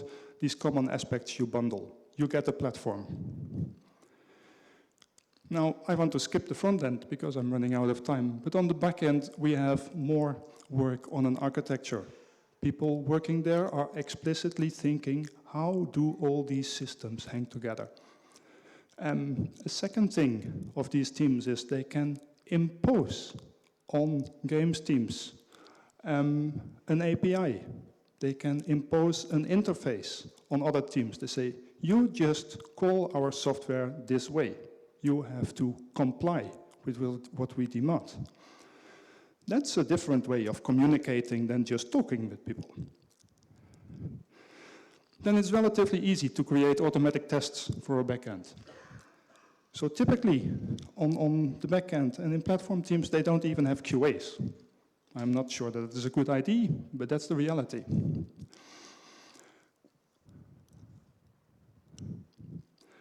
Now, if two games teams are sharing code, there is uncertainty about what they are sharing. In the shared code, whose responsibility is it?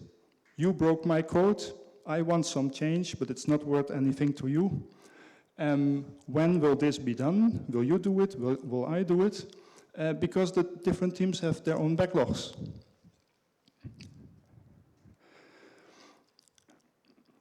Now create a platform, a new team that does this shared code. This team will have its own backlog, meaning that what is shared will have its own backlog. I said it. So there is some transparency on what is planned. A second is, if you need to negotiate over features, there is a product owner for the shared code. Rather than two product owners of teams fighting with each other, there is one who says, well, this is my domain.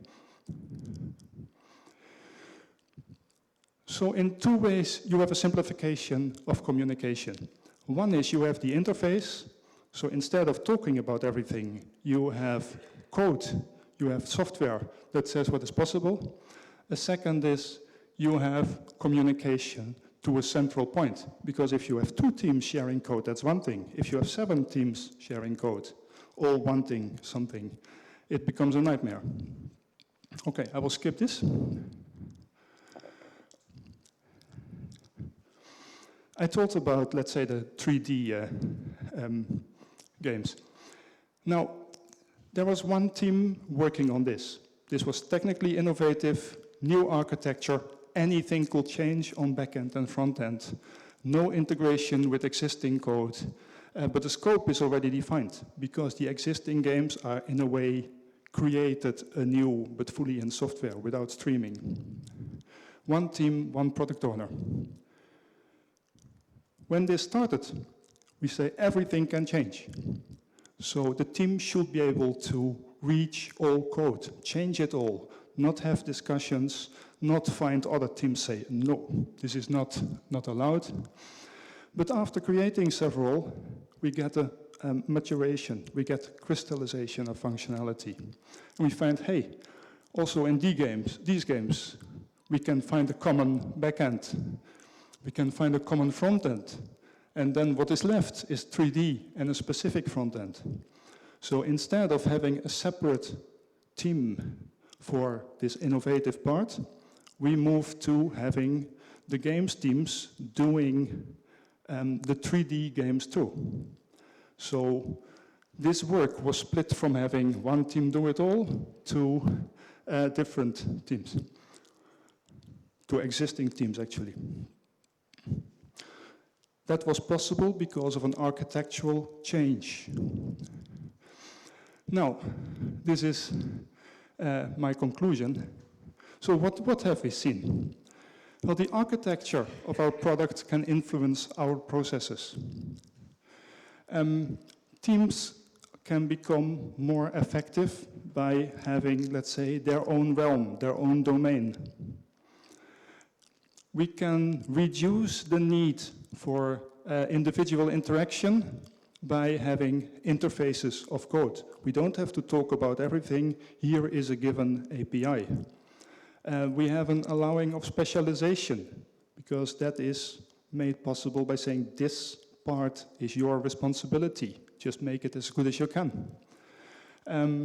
We can increase the focus of a team, not working on numerical things and on features, but saying, okay, we do the numerical things, you do the features.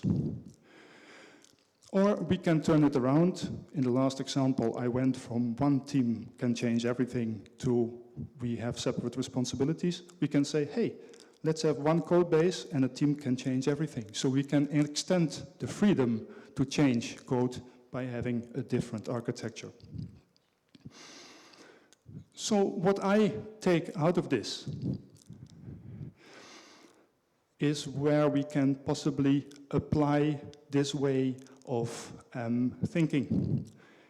If for teams goals are confusing, processes are too complicated, or if a team is not productive, then see if a change of your product can help. Because if you change the architecture of your product, you might get new possibilities in having processes that work for a team. That's it. Thank you.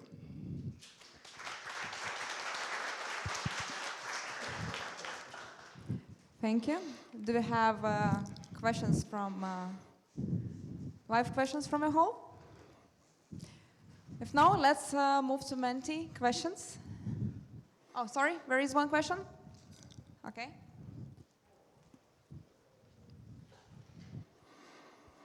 Hi. How are you managing dependencies between your game teams and your core or teams? I see your core teams as Yes. not product teams, but component teams. Yes. No, it's okay to say component teams. It's a combination of putting things in Jira and negotiating about the moment that things are done, or whether things can actually be done.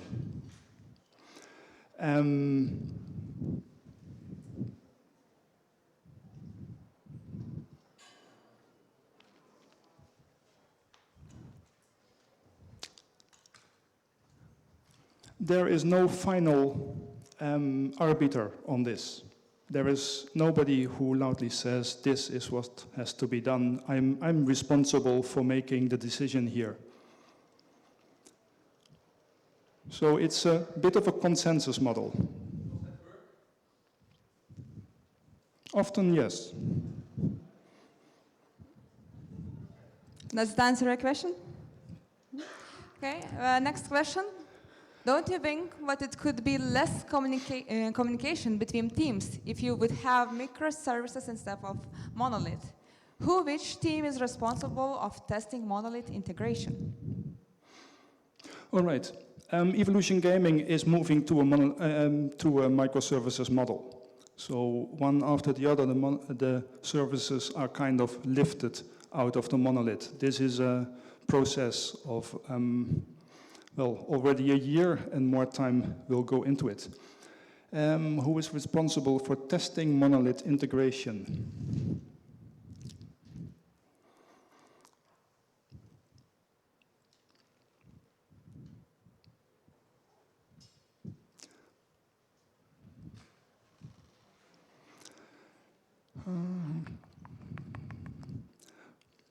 I think most monolith integration. Yes, sorry, I was thinking of the microservices. There is a release team at this moment that is actually checking the monolith for 1 week before it is released to production. So if the released QA team finds any issues, they go back to the, let's say, responsible teams responsible for the code, who might have to fix it before it goes live.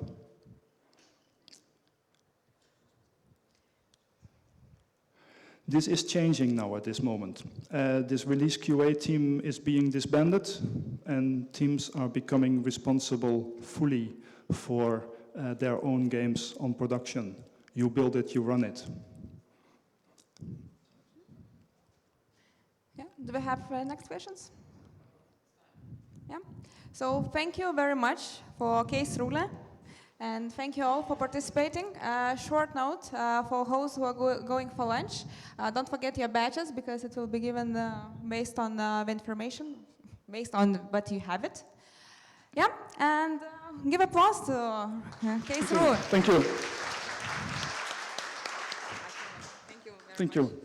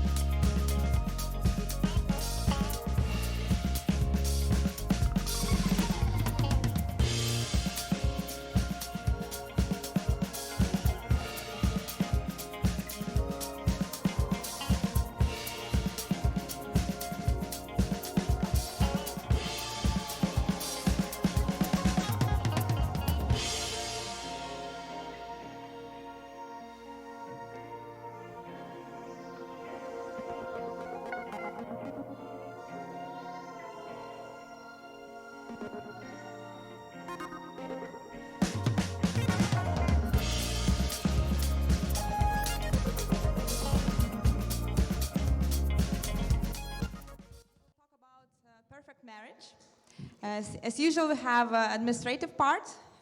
Please go to menti.com to ask a question. In case we don't have time enough to answer all the questions here, as we will have very short presentation, only 20 minutes and 5 minutes for the questions.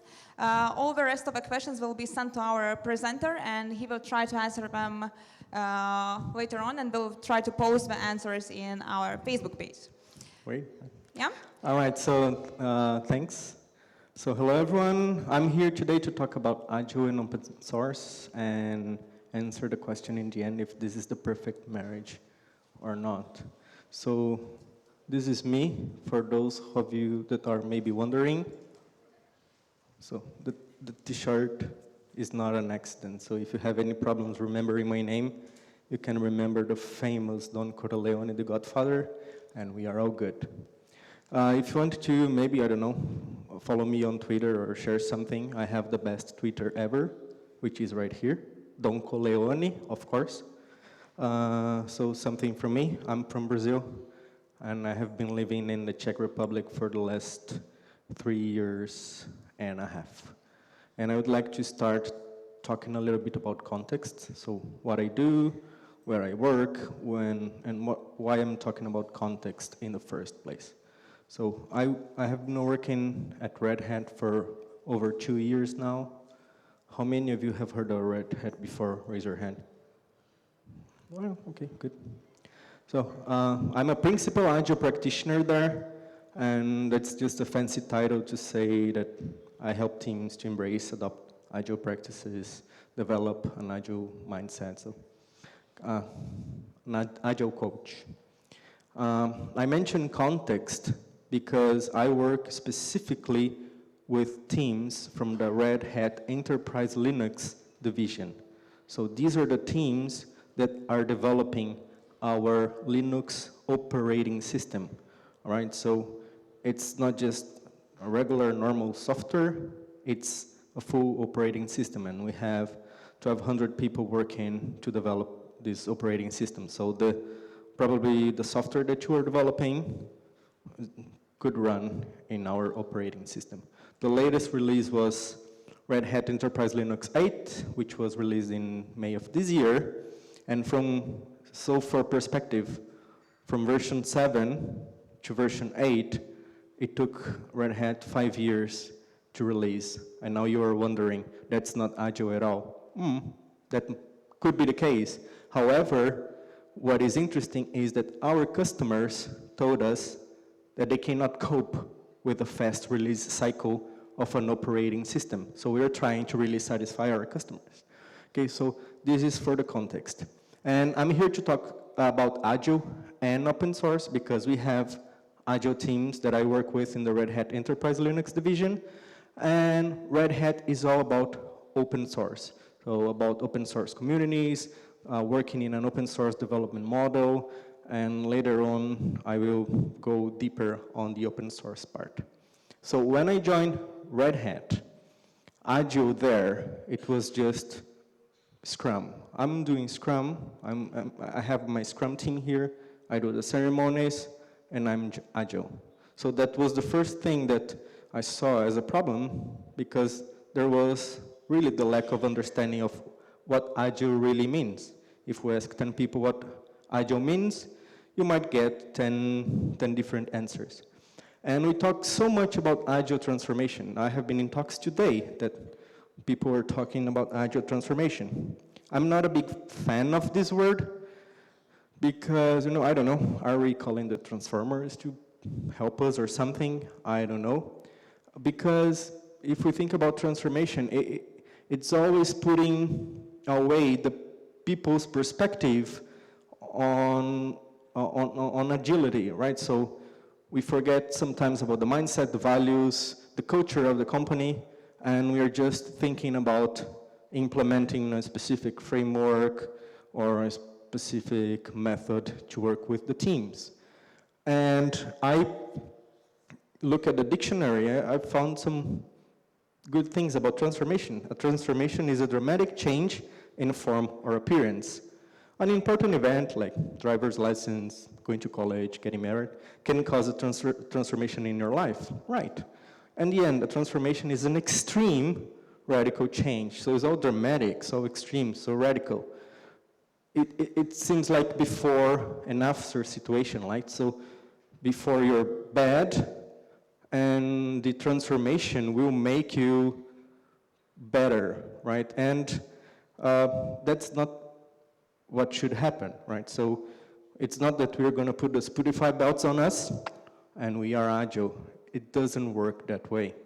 So to me, and with the teams at Red Hat, we always try to think this is a journey, right?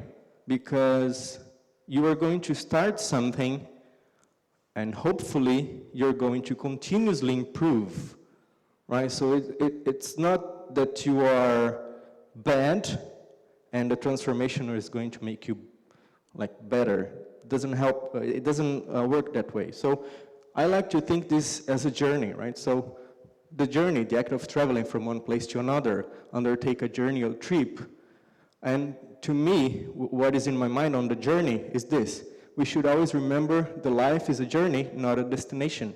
So maybe we could think about what we want to work in an agile way as the journey and not really focus so much on the destination because you really need to continue to improve. And I think that people don't need to be transformed, right? I think that people need to really believe in the journey. So you as an Agile coach, Scrum Master, or Agile transformation, whatever, you should be there to help the people believe in the journey that you're taking with them. Because otherwise, all this transformation effort is not going to be successful. And at Red Hat, we really go back to where it all started. So, and it's still today, I saw it today, people still confusing the values and the principles of the Agile Manifesto, right? So we go back to the basics to really try to work with teams, whatever teams that we have at Red Hat. I have teams Waterfall, Scrum, Kanban, you can invent your name, doesn't matter. But I try to focus on the values and principles of what Agile Manifesto brings to us. Because the first principle basically says that we need to satisfy the customer. I don't need Scrum for that. I don't need Scrum to understand that I need to satisfy my customer. I don't need Scrum to deliver frequently.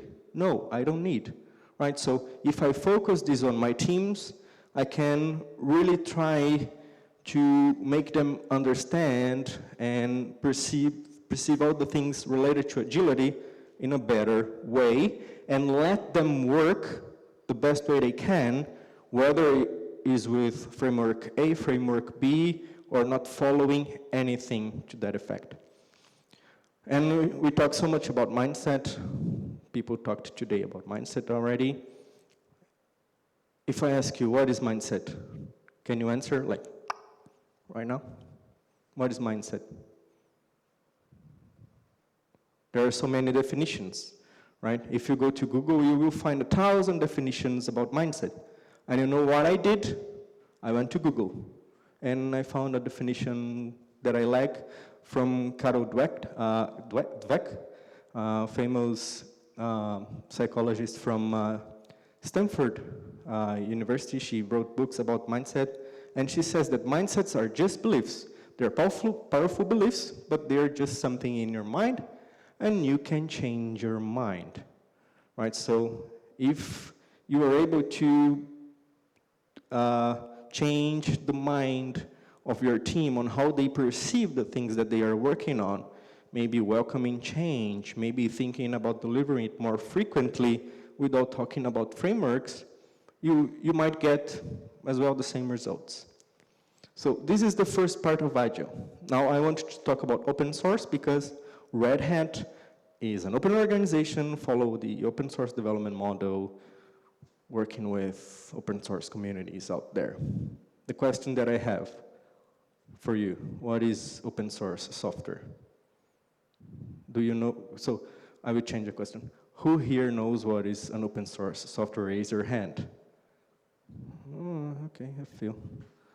All right, so the open source software is when the code is shared, right? So a software that everyone can see the code, can get the code, can change the code, and do whatever. It's free. And it's the same with the Red Hat Enterprise Linux. That operating system is free. You can download it for free. It's open. How does Red Hat make money? With the subscriptions, with the support. Okay, and the question here is, how does it go from an open source software to this open source development model? Okay, that Red Hat really work with the communities. To me, and to, well, at Red Hat as a whole, it's all about commitment, engagement, passion, right? So transparency on the work, right? Because, well, you can see the code of whatever you are doing in the open source. And for Red Hatters, for people that work in a Red Hat, specifically software engineers, they are really, really, really passionate about what comes out from the open source communities. And of course, many of them are working there. So Agile and open source has some similarities, okay? I will highlight 4. The first one is transparency, right? That's what we want with our Agile teams, so that they are more transparent, they know what is going on. Well, one of the Scrum pillars is transparency, right? In the open source, the transparency is a little bit different, right? As I mentioned, the code, the software code, everyone could see the code. But it's different in the sense that, for example, they are in repositories like GitHub, GitLab, but it's there. Everyone that's working with the communities could access. The other thing that is really similar and good is collaboration. It's all that we want with our Agile teams, individuals and interactions over processes and tools, the first value of the Agile Manifesto. The collaboration in an open source environment, it's just different because we are really talking about thousands of people contributing, right? So all this collaboration, of course, you're not going to put 500 people in a meeting, but all this collaboration works with GitHub, GitLab, where they have all their repositories and all of that. The other part is the community, right? So it's similar because, well, I believe that we are here today because we are a community, right? We share some purposes with agility. And it's the same. Open source is all about community, having the community out there with a lot of contributors. And the last thing that is really similar, it's about adaptability, right? So Agile, the second principle is really talking about welcoming changes, right? So you need to be flexible, you need to adapt. And it's the same way with open source, when you are welcoming change in the community for whatever that the community is working on. But there are some challenges that you need to pay attention. That is, I would say, maybe unique to open source. The first is isolation. You know, we talk about community, collaboration. What is isolation? Basically, what I'm saying is that there are people that, for example, in the operating system, when they develop, they work only with one component, and they are the only ones that know about that component. So there's no share of knowledge or anything like that. So that's very difficult for us to work with. The other part is commitment. I said that, it's open source is all about commitment, but, on the other side of that, it's really difficult to change the mind of some of the people in the open source communities, and maybe they are not committed to do some of the work that we would like them to do. The other part is the community itself. I mentioned that Red Hat works with the community. A lot of people there lead parts of the community, for example, in Fedora. But there are other parts that people outside of Red Hat lead the community. And we, as a company, we don't have any control over that. So it's the situation that teams are working in 2-week sprints, and they need something from the community, whatever that is, people from the community outside of Red Hat, they don't care if you are in a 2-week sprint. They don't care, right? And they don't even know. And the last is just self-explanatory. It's open source. It's all about voluntary work. You devote your time for free to be engaged there. And this is how it's structured, right? So you have millions of projects in the open source. You can see here some of the communities, and here the Red Hat products. I mentioned that in my context, I work with Red Hat Enterprise Linux, which is here, and you see Fedora there. How many of you have heard of Fedora before? Raise your hand. 2, 3, 4, 5. Okay, cool. All right, so Fedora is the open source community Linux operating system, right? So the community develops and releases this operating system. We, Red Hat, participate in the community a lot. We are very engaged. We integrate parts of Fedora and we put into Red Hat Enterprise Linux. And it's the same with all the other products. And to finish here my talk, I wanted to talk about one specific team that is part of Red Hat Enterprise Linux and Fedora, which is Fedora Modularity. It is a Scrum team that has been working for some time with Fedora Modularity, and they've decided that Scrum didn't work for them, so they moved to Kanban because of all the intervening tasks and all the things that they needed to integrate from other teams. And what I wanted to show is that everything the community can access, right? So this is out there. If you go, you can find information. This board, this Kanban board, you can go, you can see.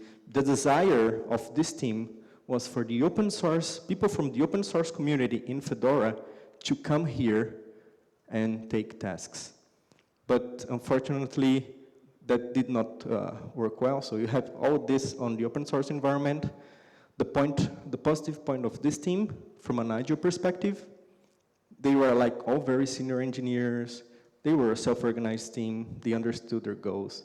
You know, they had the sustainable development. From an Agile perspective, all good. From an open source perspective, not that good. Because Fedora Modularity was a very complex project, so people did not understand it very well. It was too complicated to integrate all the parts, right? So the people from the open source community had a lot of trouble to understand, and communication was not that open, right? People from Fedora Modularity usually go to conferences to talk about it, try to get people engaged, but it did not happen. So, to finalize, is this the perfect marriage? No, of course not, but just for you to have some last words from me, Agile and open source are closer than we think. Engagement and collaboration we have internally and externally at Red Hat. At Red Hat, we are really focused on trying to get the right mindset and not so focused so much on frameworks and methodologies. And you can see from my example, it's really open to contributions. And with that, I say thank you. I don't think we have time for questions, sorry, but you can connect with me on LinkedIn, on Twitter. I can we can talk later, it's fine. I really appreciate your time, and thank you again. Thank you, Fernando. We have actually time for one question. Do you have from our audience, or should we look for it in Menti? Looks like we look in Menti for the question. We have time for questions? I don't know. For one question we have. Okay. Do you have questions here? No? What issues do you face while working with an open source project? Waiting upstream, waiting for the community, right? So we have Agile teams at Red Hat that are working with Scrum, Kanban.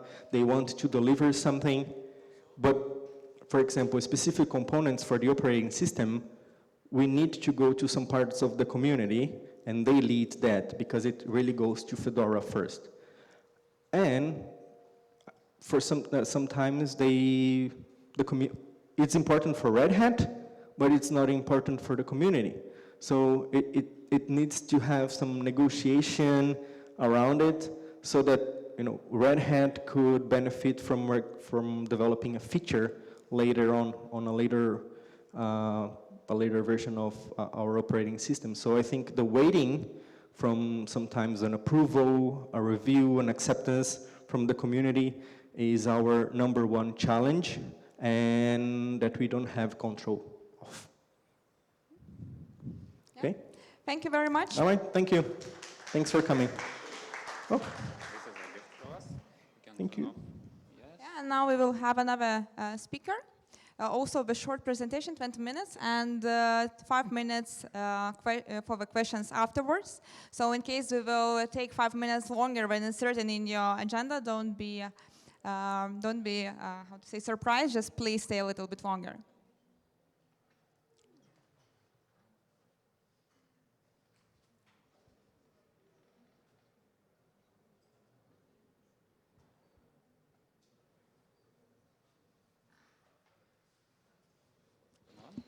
Hello.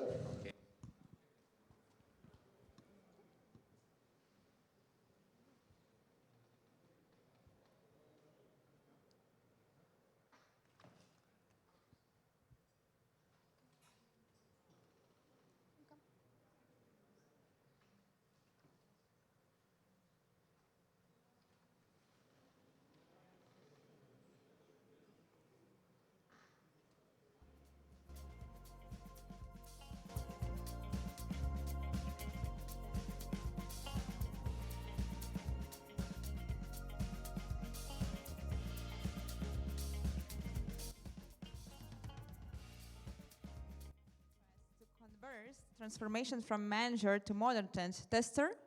As usual, you have Menti.com, so you're ready until waiting. You can go to a page and enter a code.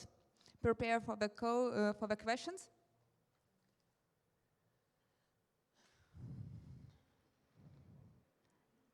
Yeah, so Andy, the stage is yours.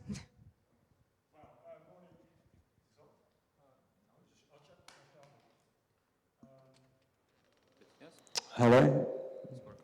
So I turned it to mute. So thank you very much, everyone. Labas, as I learnt to say yesterday. My name is Andy Flynn. I work for a company called John Lewis, based in London. They're one of the best and biggest retailers in the United Kingdom. My talk today is called Contracts of Converse. It's not a technical story, it's more of a personal story. It's about human beings, me being one of them. And it's my journey from doing senior management positions to working in an agile team. It's a story over just over a year of that journey. And one of the things I set out to do was, I'm a private person, and I've never spoken at a conference, so I wanted to do those two things and kind of test myself and stretch myself. So I hope you enjoy it. So where to begin? Always a good place to start is at the beginning. In spring last year, I was working in contract management. I just helped to implement a £20 million renegotiation with one of our suppliers. For those who haven't worked in contract management, you're going to lots of meetings wearing suits. There's lots of politics and posturing, but you're kind of presenting value to the board or to your heads of department. And I was now looking at a really exciting opportunity. It is huge. It is transformational within the organisation across John Lewis and Waitrose, where we were going to renegotiate with all our suppliers to get big value for money. It's £100 million. It would have been personally very rewarding. And so I spent 2 months lining up heads of departments and different engineering managers to do this change. So this is me just before going into a meeting to decide, are we going to start this thing? Are we going to do it? Because it's the best thing for the organisation. And I was really excited. So who went on holiday last year? So so excited. Was it a good holiday? I'm going to pick on you. Lots of planning going into it? No? Unlike me. I was So this is what I felt like. I was about to take off on a jet and go on a holiday to an exciting destination. So I was in the departure lounge, ready for this meeting to sign off and start going. Unfortunately, the flight got cancelled. I was so upset. I was really disappointed. I just wanted to do something. I wanted to deliver value to the organisation. But I couldn't because someone had said it's not worth doing this project. 12 months later, we're doing the project, but still, I couldn't wait that long. So I expressed my disappointment, and my boss offered me a carrot. He said, Andy, we're doing a digital transformation. You're a leader in our test practice. You've always talked about wanting to do Agile and to lead, so why don't you go and work on our mobile apps team? So I said, well, let me have a think about it. So I had a decision to make. I don't know if anyone's ever had a decision to make to take a dramatic shift in their career. Has anyone done that recently or done that at all? Okay, so I had that decision to make. So I took that decision based on my values. I wanted to be a leader of my team, and I've always thought about being, I've always been a continuous learner, and I've been learning about Agile. I talked about wanting to go into an Agile team, and now I have this opportunity. So, stick or twist? I decided to go for it. This isn't me on holiday, this is me diving in. I went on a quest to be a modern tester, to really follow the kind of the dreams and thought leaders that we had with the organisation. We had people like Dan North consulting with us, and ThoughtWorks and Liz Keogh. If you haven't heard of these guys, they're very inspirational, very exciting. And so I decided that I was going to go for it, and I was going to lead the way for a number of other, for 200 people were asking to make a similar change. And to do that, I had to find inspiration, so I found my thought leaders, my inspiration.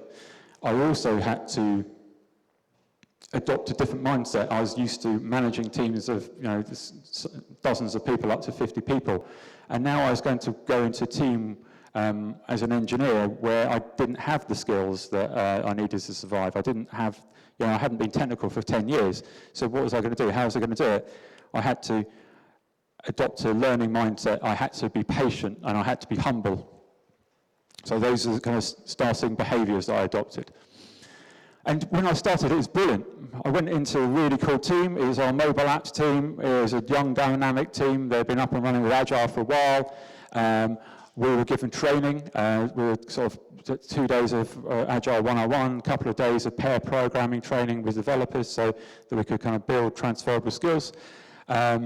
And I was lucky enough to be given some Agile coach training, which was very fortunate to have been given that opportunity. I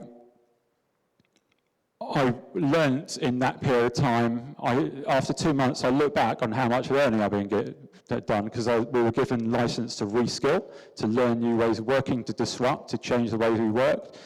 And I learned 30 different things. Testing, exploratory and non-functional testing, was looking at security testing, everything you'd need to know about an iPhone and didn't even think you knew about, I had to learn that. Agile coaching techniques, started to learn programming foolishly. I've already tried to install about 4 different IDEs and learn 5 different languages at once, but never do that if you're there. But it was so exciting, it was so rewarding, and learning, have that liberation, not having to deal with the politics of management. Unfortunately, not everyone was as impressed with this party atmosphere as I was. I'd made some assumptions. Those assumptions have turned out not to be true. Our business and IT were not aligned on what Agile meant and what this transformation meant. We didn't have a license to change things. Our team just wanted me to do what the old tester did, which is kind of work in a silo at the end and just churn through all the bugs he could find and test everything. And I had also got stuck on a delivery problem. I'd assumed that other teams around the organisation were Agile and they would help me do it. They weren't Agile. They're working to KPIs, which is basically don't help anyone else, just get that off your work queue. And I'd also made an assumption about my own abilities. I'd overextended myself. What I'd been able to do 10 years ago, I wasn't able to do now because it is way more complex. But fortunately, I managed to get out of jail in time to go on a holiday and save my bacon. And I was fine. I was very relieved. Unfortunately, when I got back, this Bart Simpson, those don't know him, it had actually got worse. My stakeholders, my PO was not happy with what I'd been doing. He said I'd been spending too much time away from the team. I had to help lead a test practice and I had to help a community of practice for coaching. But he didn't know that and he didn't care I had to do that. Some of my peers thought I hadn't been sharing what I'd been doing. I'd spent a lot of time learning because I was just trying to deal with being an imposter in new role and trying to build up those skills. I didn't feel safe in the team because nobody seemed to be covering for me. My practice, my delivery lead, I just didn't feel safe, and so I wanted to leave. But fortunately, Bart has a sister, Lisa Simpson. Lisa Simpson's turned out to be a role model of mine. I didn't know this until I started to think about it. The good thing about Lisa is that if you've ever watched Simpsons, she never gives up. And I wasn't going to give up. I was going to be determined to make a success of this change. So I reflected on what I had been doing, and I knew I'd done some good stuff, so I took that good stuff and said, keep that. I listened to the feedback that I've been getting. It wasn't feedback that I liked, but there's some important messages in there. So I took that to adapt my change. And also I thought, I've been learning way too much. If I talk about being an Agile coach and wanting to be an Agile coach and work within an Agile way, then where are my Agile principles? Why aren't I managing my work in progress? Why am I not finishing things off? So I thought about that. And I realized that I wasn't part of the tribe. I'd been too heads down in trying to make this change, that I didn't connect with people in my practice and I didn't connect with people in my team. So I needed to reconnect with the various teams that I was associated with. I needed to prove myself. I had this opportunity to prove myself not long afterwards. So does anyone know what this is? This is called the Marathon des Sables. Is there any French speakers in here? Okay, so what it is, it's an ultra marathon. It's very cruel. It's an ultra marathon. It's 6 marathons back to back. So it's 160 kilometers. You're running in the desert, running in dry, arid heat, wearing your backpacks. And the cruelest thing about it is it's in French. And so I took this opportunity. There's a project that had to be delivered by the end of the year. We've been working on that. We had been 1-starred in the App Store, which is not a good look. And so I was determined to take the right approach and to take what I thought I was going to do and talked about doing and take that approach. It was a long slog. It was one of those cursed projects that if you've worked in software, in non-Agile teams particularly, you're familiar with. There weren't any requirements. The interfaces around you kept changing. The data in the environments were flaky and rubbish. You had these big long tests and it kept breaking. But by focusing on what we had to do, by collaborating with the team, by stripping the waste out of the system, I was able to help deliver the project. And as we crossed the finish line, we got into production and there's no priority 1s or priority 2s after 3 months worth of development. So I felt very relieved that I wasn't going to get beaten up for causing a problem. And I also, afterwards, was able to, after I crossed the finish line, was to talk to someone who'd been one of my biggest critics and to sit down with them and redress the balance and to say, this is what was going on for me, what was your perception? And that is really, really helpful to kind of really listen deeply and take these things on board to understand where the other person was coming from, but still be able to present your view. And then from the searing heat of the desert, some relief. It was Christmas time. I got to spend 2 weeks with my family, a time to reflect, a time to spend time with my loved ones, with my children, my wife, and also opportunities to get very drunk, which is great. So, does anyone know this film? catch me if you can. Matt Damon is a con man, he's an imposter. So after Christmas, I decided that I wasn't going to feel like an imposter anymore. I've been doing this for 6, 7, 8 months, and I proved myself. I came back in the new year, and I got, out of nowhere, two very talented developers from who I very much respect. Both said to me at different points in the first few weeks that I was doing a really good job, and that really gave me confidence, and I was very pleased with that. And so I started to rethink what I don't know, what I can't do, to what I do know and what I can do. And that is a really big shift and really helped to build momentum and confidence in the following months, or the beginning of the year.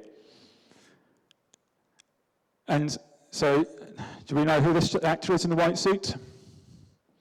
It's John Travolta. John Travolta in Saturday Night Fever, Reservoir Dogs as well.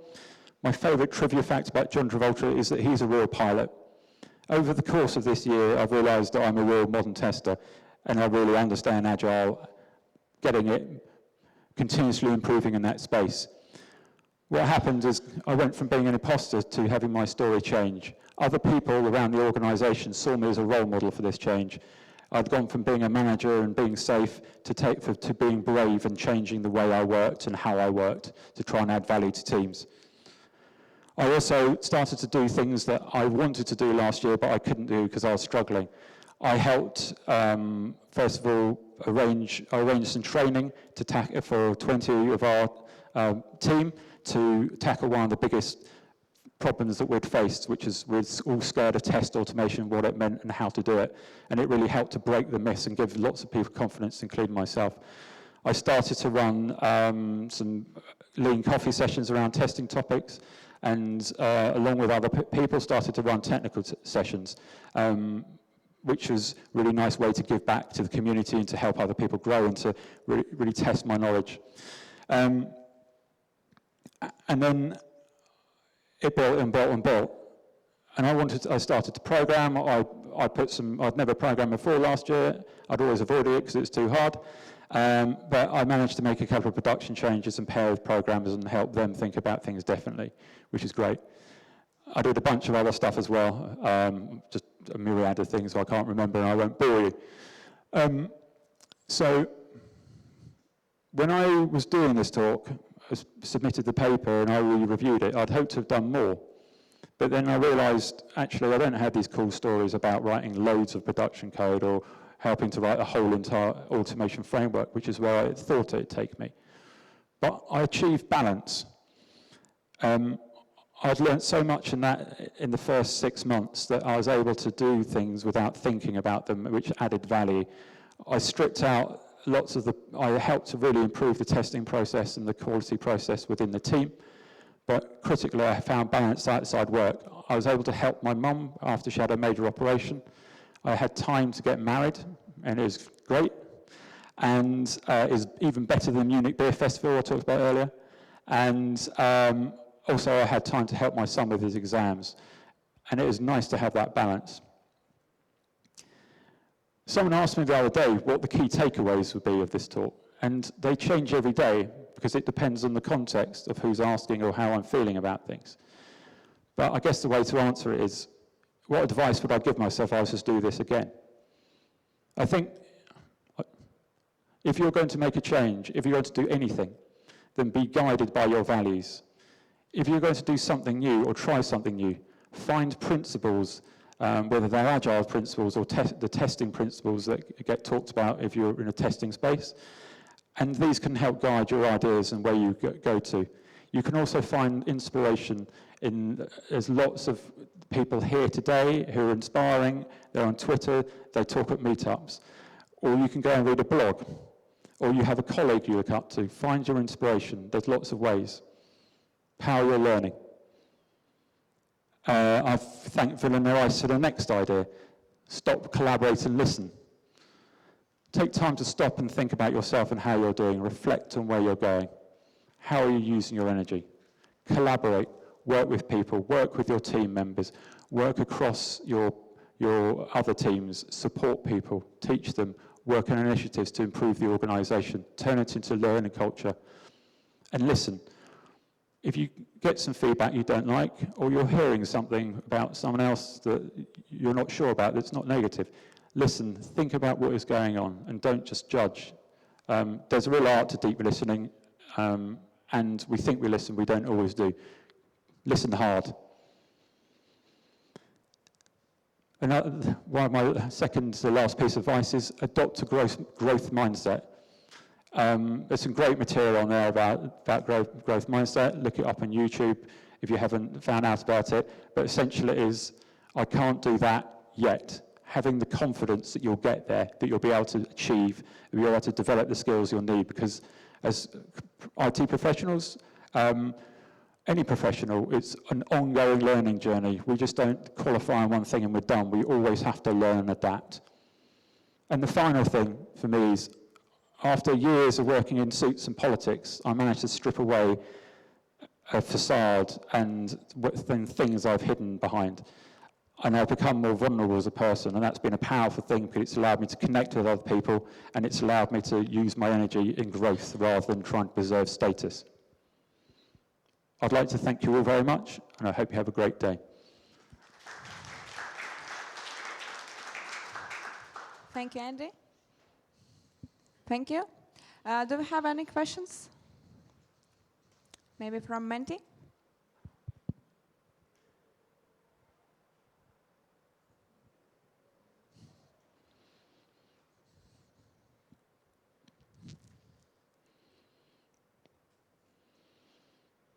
If your question is how to pronounce his name, I don't know.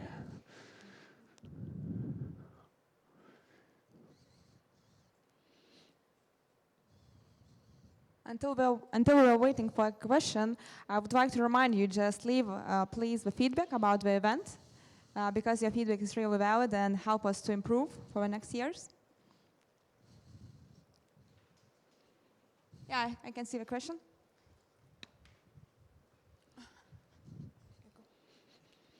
So looking back over the last however long it's been, what would you immediately change from the beginning? I'd sit down with people in my team and say, what do you expect of me? Because this is what I've been set and I need to do. Can we talk about how we can both achieve our objectives? And that's not just your boss or your PO, your delivery lead, but it's everyone you work with. Build those relationships early in a new team. Thank you very much. Yeah, and we would like to thank you, Andy. And for all the rest, we can meet after the break. Enjoy the day. Thank you very much.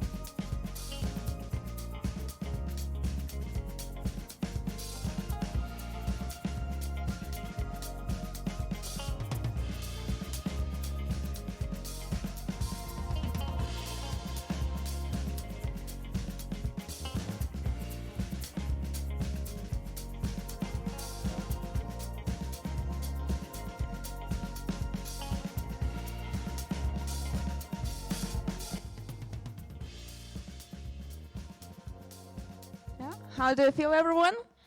Good? Okay, so now we'll have Antonio Cobo with the topic Lessons Learned, Scrum Mastering, Distributed Teams. As usual, please open your Menti.com and press the numbers to raise a question and also to vote the speaker after the speech.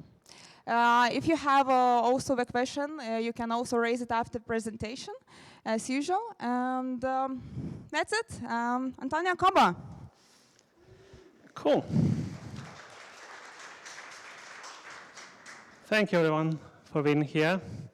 So first of all, with my name, it's always funny. She pronounced really well, but I make fun about myself. Like that, I stop being nervous after making joke about myself. So I have lived in France, so they could have said probably Antoine Cobo. I live in England. Sometimes they try Anthony Cobo. And I guess that here, maybe you can try Antonias Cobas, right? Cool. Now at least you smile once, it's good.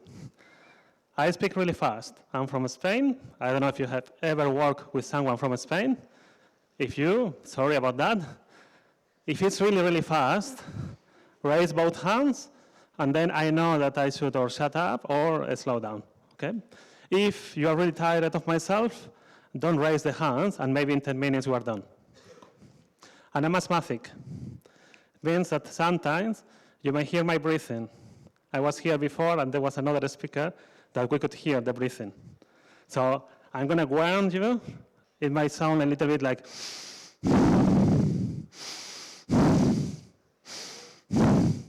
So now with that and my accent, imagine something like that, and then probably you're going to forget about my breathing from this moment. Cool. So now, context. That's the king of every situation. I'm going to explain all my previous teams, the things that weren't working at all, and some tips that work for my teams. It doesn't mean that it's going to work for you, but maybe you're going to have ideas to apply something different. And maybe the idea is not going to be me giving you the idea. It's something that, oh, he was doing that, maybe we could do something different, right? And if you try something different after this talk with your teams, please let me know. It's always good. And if you think that it was really bad, just let me know as well and change it later. Let's put a cut. It's always good after the coffee. Any of your team members use instant message app with your teams? Answering, yeah? Cool. Oops. Does any of you answer emails outside the office, not being in the office building? Cool. You work from home at least one day a week from time to time. So you are a distributed teams, no matter if the rest of the time everybody is located on the same office. A lot of people think that distributed teams is only outsourcing to different countries the development. You can be on the same city and be a distributed team because not everybody is working on the same location all the time, right? And now at least we have a technology for that. We can, at least. 10 years ago, I wasn't able to. I would have loved to work from home from time to time. Now, some challenges with that. That's my current team. It's a Salesforce project. I've never worked on a Salesforce project before, so I was really happy when I arrived. Oh, I have 2 QAs. You will understand why I'm doing that. The product owner is in US. I'm in UK. I have architect, 1 developer here, 1 developer in Slovakia, and 1 business analyst that actually was the former Scrum Master. I don't have devs. I only have 2 developers. So you can understand now the challenges with the stakeholders saying, your team is not delivering anything. Yeah, I know. Before that, my previous team, I was here, and that's how I know that it's Labas, Ritas, Achu, Prasau, and that's more than enough to survive at least 2 days. At least they told me. So I have a lot of devs, only 1 QA. They were in charge of 7 products. They didn't develop any of those products. A different team was doing the product. It's production ready. It means it's not. It's only an MVP, but hop for you. And you have only 2 days on handover, and that's your product. So I have people from support on rotating basis coming one sprint with us, and the next sprint they weren't with us, which wasn't ideal. Any team like that? Right here? You? No? Cool. Before that, 2 teams ago, US, UK, Latvia, Poland, only 1 QA, again, but a lot of developers. This one was really cool for the developers. So if there is some tech people, it was a fully serverless project with a lot of AWS Lambda. So for the developers, it was yoo-hoo! But the problem with that is if they made a mistake, they cost a lot of money because there is a lot of AWS instance up and running. So a lot of pressure from business. And I'm not going to put a picture of a team before that because it could be too big with India, Canada, US, Ireland, Monaco, France, Belgium, UK, and I'm forgetting one country, so probably I wasn't talking to that person a lot. Why do we prefer collocated teams? I'm assuming that everybody prefers collocated teams, right? Why? Any guess? Instant interaction. That's good.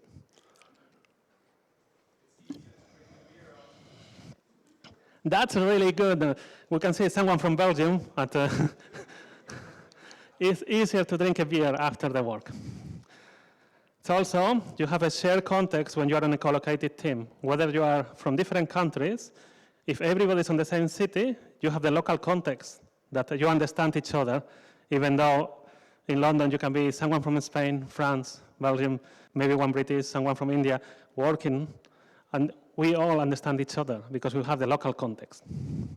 It's also easier to have only one time zone because for the scheduling things, it's cool, right? You see each other.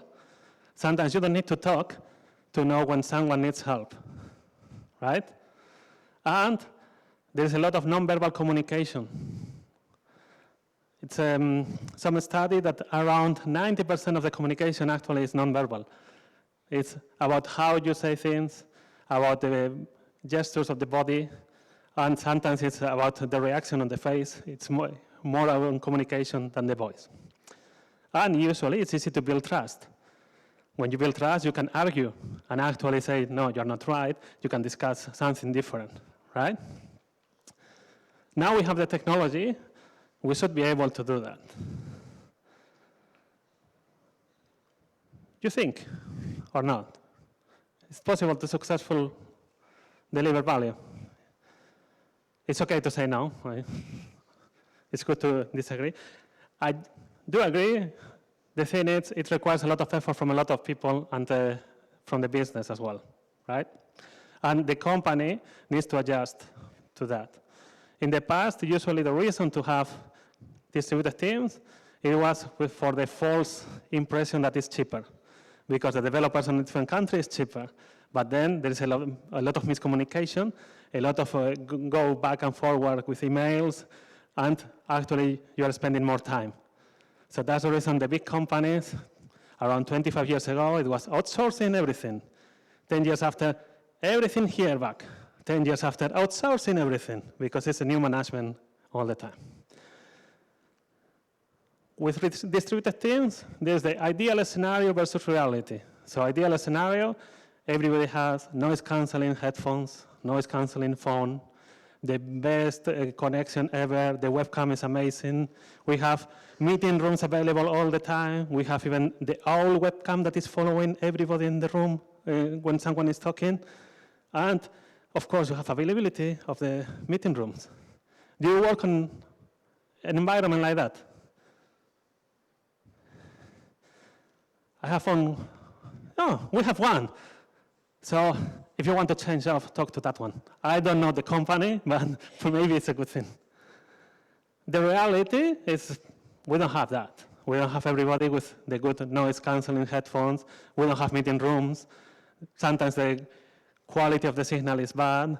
and so on, so on, so on. Or procurement. When you work on a big company, you cannot use all the cool tools in the world. I have on one of the teams, I wasn't able to connect to Google at all because procurement didn't like it. And when you are trying to facilitate retrospectives, you need to use different tools, right? More or less, it was 2 sprints till someone would say, Antonio, is that approved by procurement? And by following the rules, if someone asks you that, you should stop using it and ask procurement for approval. So I was screwed, because there were a lot of cool tools for a lot of things. And the average response time of procurement, 9 months to give maybe yes or maybe no. So that was all my problems. Communication with my teams. So with one team, WebEx, Office Communicator, and HipChat.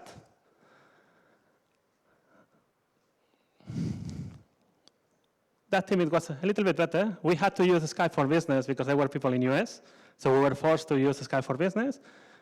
We managed to have a Slack. We were the only ones on the company using Slack because we were some kind of testing team. So at least Slack, yay! And we managed to have, I don't know if some of you knows that one, it's called Jitsi, and it was really great. That was the cool tech project. They were spinning up an environment in the AWS, launch Jitsi, and you can have webcams and everything, and destroy the environment after the call. So for all the tech devs, it was, woohoo, cool. We are learning things and applying.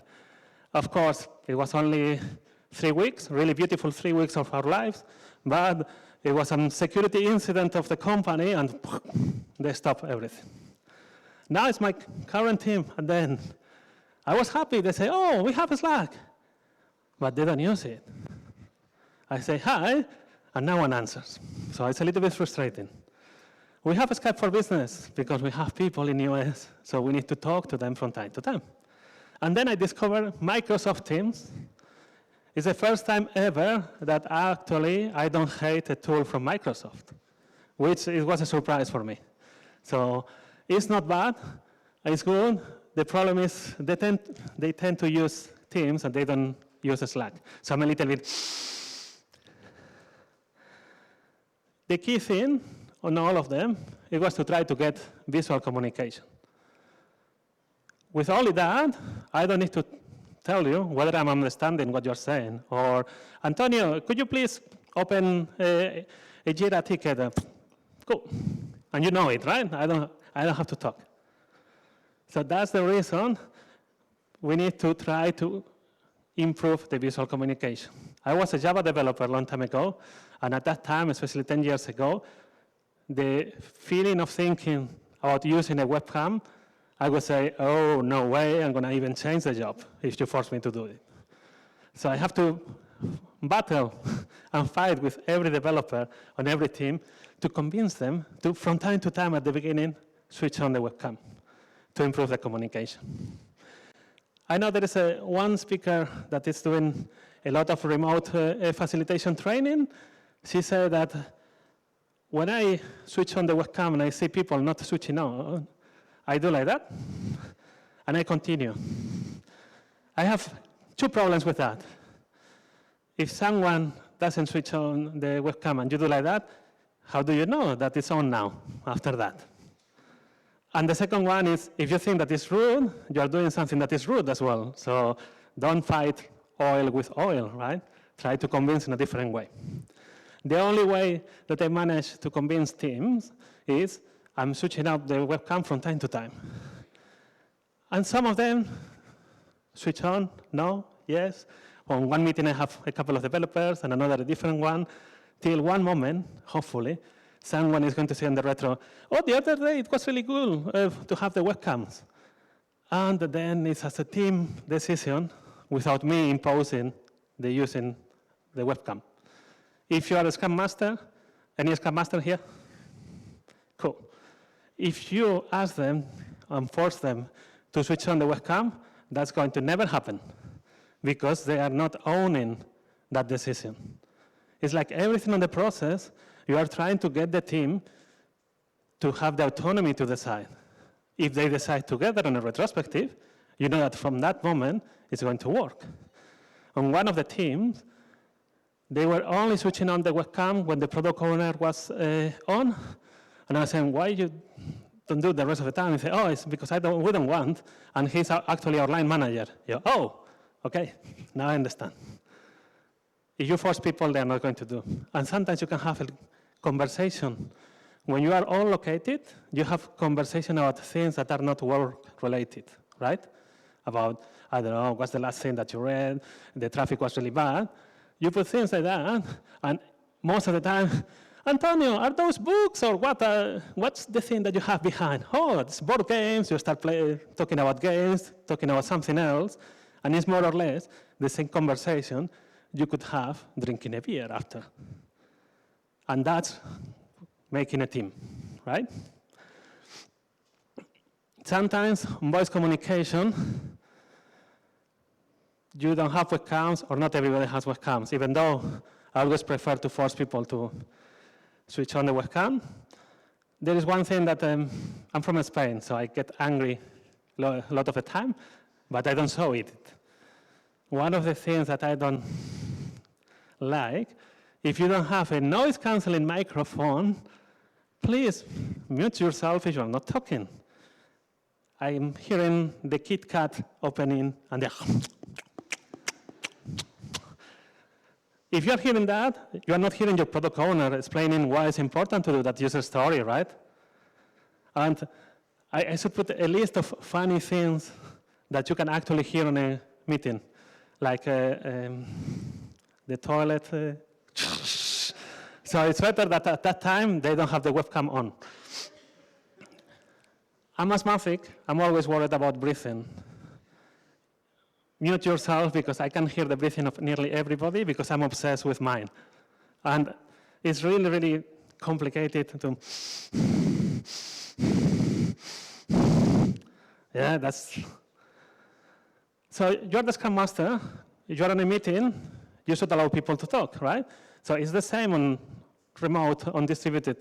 You need to be able to actually stop people to talking and allowing someone else to talk. On phone calls, especially depending on the country of origin, some countries, they are not going to interrupt ever. Even if they disagree completely, they are not going to interrupt. So that's why you need to stop someone to talk and let someone else. And now the cool tools, you can mute people if that person is not actually talking. But don't do that too often. And always switch on your webcam. Because more or less it's going to help if the others, they cannot. You can know by the reaction of the Scrum Master if what you're saying is actually understandable or not. Because if you see my face like that, there is a chance that maybe someone else is not understanding and they're not interrupting to say. I have worked with a lot of different countries. They don't say if they don't understand. Some countries, they always say, yes, we can do it. Yes, we can do it. And they say, okay, what? No, yes, we can do it. Okay, what can you do? Yes, we can do it. So it's a little bit complicated. So now, on the distributed teams, you have more or less the same events like when you're collocated. So I'm going to follow more or less the classical on the Scrum, even though not all the teams we were following Scrum by the book. We change and we adapt and we transform the frameworks depending on the context and the product. Okay? But you're going to have a daily catch-up, right? Try to get people with a webcam. If not, you need to ensure that you can share the screen with the board, whether you use Jira, ADO, or any other tool. It's really good to share because in some houses, it's really complicated to hear the signal. When you have the board, everybody is talking about the same. Again, you need to allow people to talk. I'm going to repeat a lot of things because when I learn in languages, some teachers told me the best way to say properly one word is to hear it at least 300 times. I'm not going to repeat 300 times this and this, maybe 200, but I prefer to tell you already, okay? You are a Scrum Master. On every event, you need to ensure that everybody is talking, right? And daily catch-up, webcam, webcam, webcam. Some tips. If you have Jira, put the name and quick filters with the tickets assigned to someone. If you don't do that, you are going to have at least half of your team saying, let me remember what I was doing yesterday. It happened to me. But if you have already the tickets that you change the status on the last 24 hours, not only the tickets assigned to yourself, in some tools you can make quick filters to the tickets that you have modified the status on the last 24 hours. So it's easier to actually explain what you did, right? And rotate the person who shared the board. Not always the Scrum Master. And that is because with one of the teams, people from one country, not Lithuania, I promise, they were always talking about something that it was on our sprint board. And I said, I don't understand. Okay, tomorrow, could you please share the board? And the next day, someone else. Because like that, if I'm not on time, you can start a self-sufficient team, all the cool stuff. And they were actually on a different board. They were on the dashboard by default on Jira that you have all the tickets assigned to yourself, whether they are on the project or not. And the managers on that country, they knew that they were doing that. So they were assigning tickets or different projects or out of the sprint to those developers. Because it was a way of not allowing Antonio to know that I'm getting people done. That allows that everybody has the shared board. When you are in a collocated location, if you have a physical board, it's easier. You know that everybody understands what is there, right? Because it's there. When you are a distributed team, you need to ensure that everybody understands which one is the board, right? In some teams, they are a little bit more experienced, and instead of doing working the persons, you work the stories on the board. Or if you are doing a Kanban and you start with the last tickets that they were released in production since yesterday, so you work the stories instead of the people, and anybody can talk. The only issue with that, depending on the culture, some people are going to hide on the talk and never talk on that meeting. So you need to ensure that everybody is actually saying something on the talk. And the important thing is you don't have a lot of opportunities to talk about things out of the job or things like that. When you are working the stories, my advice would be start every meeting with some checking questions. So everybody should say something in 10, 15 seconds that is not relating with the job. It's something cool that happened yesterday. I worked in the park, or I was on holidays. I was the days off. Or actually, it was a really bad day yesterday for me, and I'm really even happy that I'm here working today. And you start like that, everybody talks a little bit, and you're making the team. Refinement, or the token of conversation. Sometimes I prefer to name it like that, because you need to ensure that everybody share what is needed.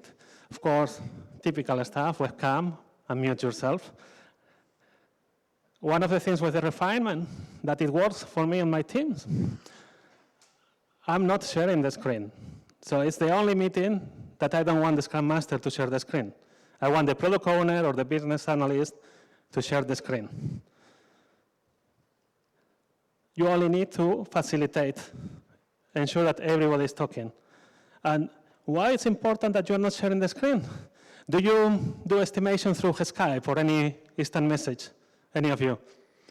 I tried with every team. Okay, let's do an estimation to see if we all agree with the size. What's the size of this ticket? Creak, creak, creak, creak, creak.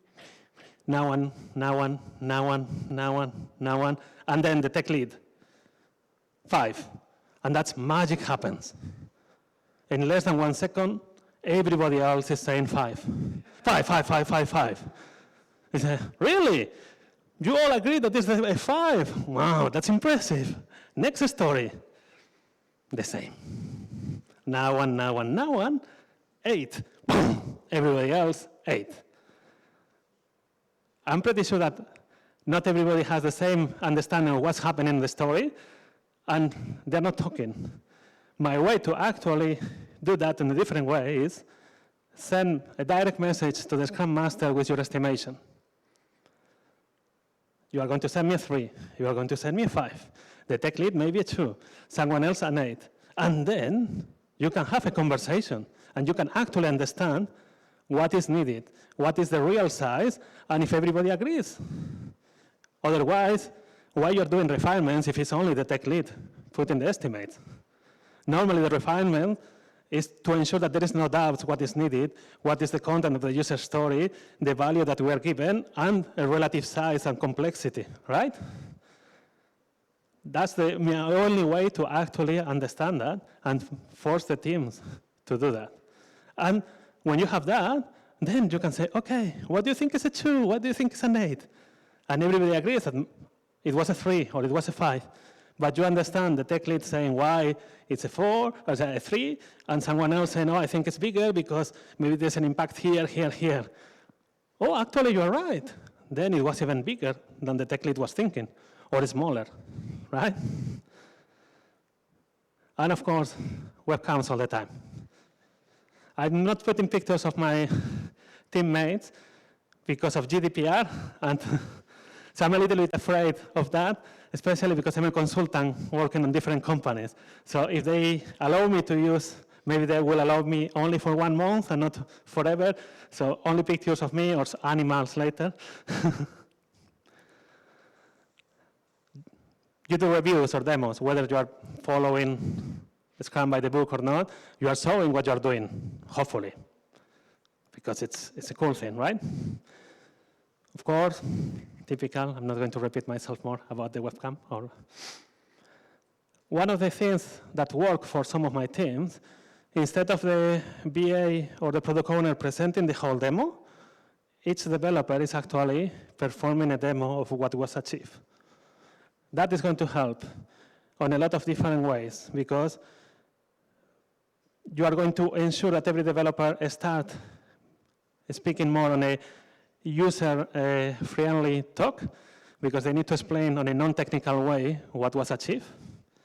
That is, of course, is when you invite external people to the demo. And also, it's a good way to make everybody proud of what they are doing. If only the product owner is showing, or only the business analyst, developers, they are going to start muting themselves, not listening, and doing something different. But if you have to actually present something, you're going to be more or less the whole time of the demo more aware of what the others are doing. And when you are in different locations, it's a good way to keep that. When you invite external people, especially when you see that there is a couple of demos that they are not really good and things like that because it's only internal people, all the team on the demo, ask yourself someone in the company. If it could be everybody in the same location, I could invite the whole company or doing the demo even in the middle of the desk, like that anybody can see. You cannot do that when it's a meeting. Well, sometimes yes, but on the companies that I work in now, it's thousands of people. Probably they could fire me if I try to invite more than 1,000. But invite sometimes important people. On one company, all the demos that were a little bad, till one day I managed to discuss with the CTO, having a coffee on the coffee machine, and I said, oh, how is the team doing? Oh, it's good, good. Do you want to come to the next demo? Oh, yeah, let me see when it's, and I managed to get a slot of the CTO. I told the team, I told the CTO, but if you are there, I don't want you to be there and answering emails. So webcam on all the time, because the whole team will have the webcam. They say, okay. And then it was the best demo ever. I said, the CTO is coming to the demo, and everybody was presenting, doing, explaining in a user-friendly way, and it was amazing. And they were really happy that actually I did that. They told me after. Before, they were a little bit unhappy. But on the retro, actually they say, well, it was cool to have someone out of the team seeing what we're doing, because you have the distributed team, sometimes you're missing that part, right? It could happen.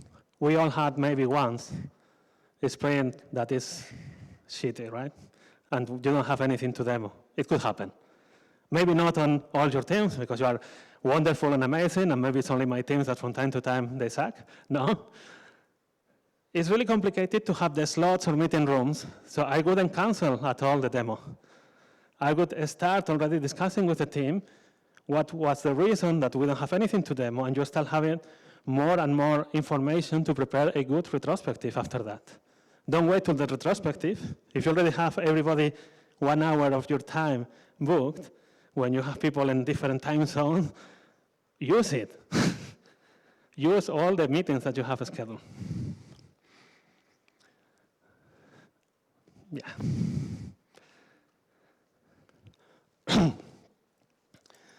Planning or forecasting, or a lot of different names. But again, that's really important.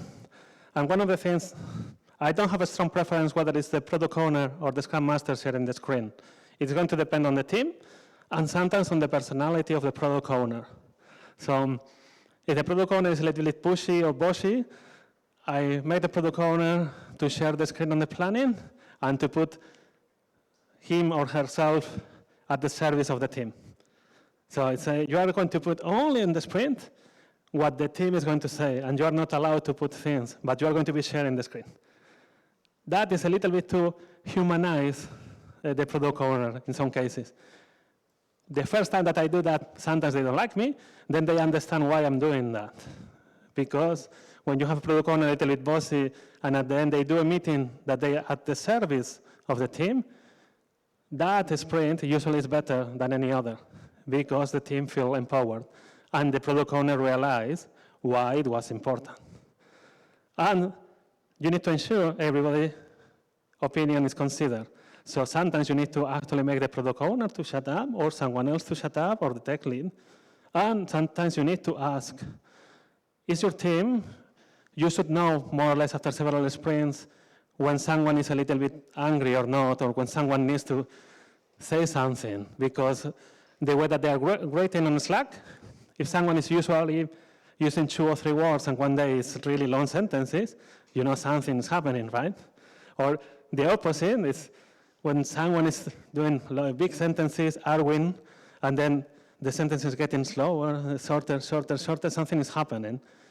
In person, you would try to discuss with that team member to try to understand what's happening, if you can help, right?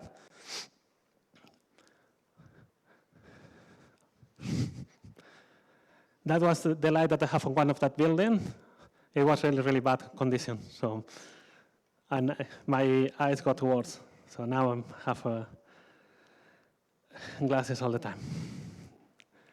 The best and the most important meeting of all were retrospective.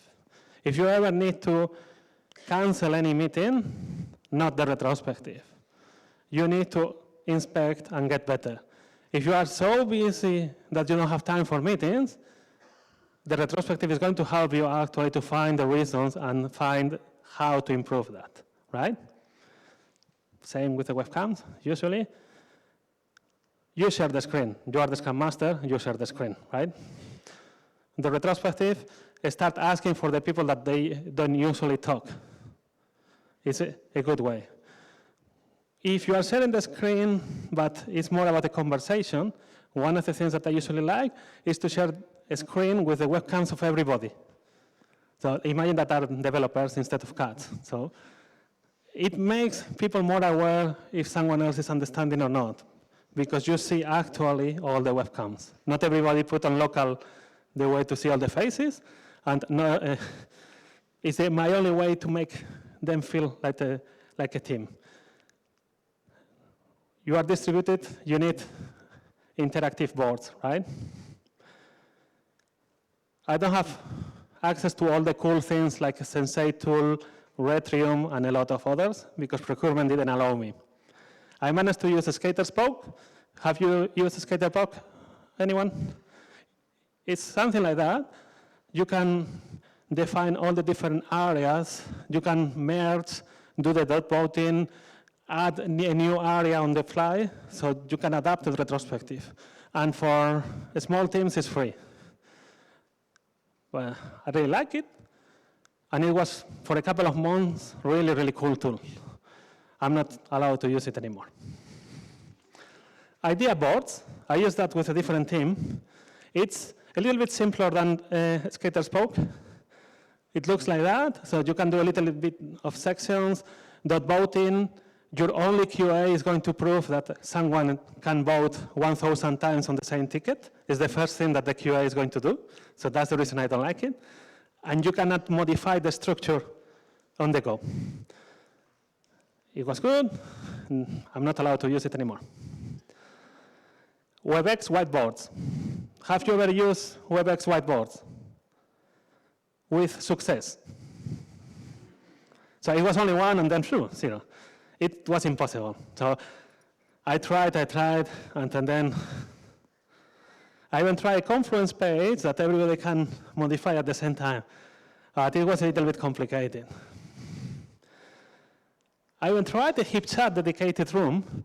The problem is how you do the dot voting on a chat that you cannot actually add on that version. We couldn't add a +1. So it was complicated as well. I'm using right now, it's not on the slide because I'm with a new client, Azure DevOps. They have an option for retrospective. It's not as powerful as Skater spoke, but you can do things and modify. So I have a conflict in myself about my eternal hate to Microsoft and something at Microsoft that is not that bad, but we'll see. Some tips, and that tips is whether it's remote retrospective or not, try to change format as much as you can. When I arrived to one of those teams, the retrospective, they were half an hour, and they were finishing even before that. In 11 months, every retrospective was a different format all the time. And at the end, we were talking for nearly 2 hours and improving and saying ideas because they stopped being bored of a retrospective. Start, stop, continue. If I'm a developer on the second retrospective, I'm going to say, stop this format. It's really boring. You need ideas? Retromat. It's really cool. A lot of different exercise. I'm going to share later on my Twitter the slides, so for the pictures. It's going to be easier, probably. It's in a lot of languages. I haven't found in Lithuanian. However, if one of you wants to have translated, I'm pretty sure that the people in Retromat are going to be more than happy. When you are on a retro, no phones, no laptops, only yours. And try to do icebreakers, some small interactions, some joke, or some one that I do on remote teams is to make a long sentence with 3 words each. So imagine that I'm a start and say, isn't it crazy? A flying cat is eating pizza while we wait for the release. That was on one of my retro. When you do that, and you can do it on a chat, people start making fun, and they stop thinking about that they are so busy to do a retrospective. It's really powerful to start like that. Ask for feedback after each retrospective. Not every element is going to be good depending on the country. Some, they prefer to speak on a different way, some on another. And of course, when you are doing a remote retrospective, you need to prepare long in advance all the different exercises. You need ideas. Do Typeform, SurveyMonkey, send a survey to the team and ask about ideas about exercise. You need to ensure that every action is properly captured. It's not anymore the sticky notes that you're putting and then you add the ticket. You don't have sticky notes on the screen, I hope. That's the most complicated thing for me when only one is remote and everybody else is in a meeting room. The only way for me to make it work is actually not sharing anything on the big screen and just sharing that person's webcam. When you see someone like that really big, it's the only way that they stop forgetting about that person. And I tried a lot of things. No, that's the only way. Just finishing now. Webcam, unmute yourself, but webcam all the time. If you have a tool, the possibility of video call at any moment is going to help making some relationships. So that's the reason I like Slack, because you can have video calls with Slack. Or now with Microsoft Teams, I can. You are the Scrum Master. You need to let people to talk and ensure that everybody is talking, even the introvert. Involve the whole team and make every retrospective unique. And if you can, come to see the rest of the team in person. At you.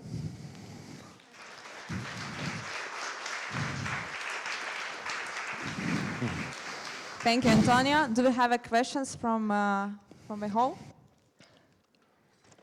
Okay, then let's move to Menti questions.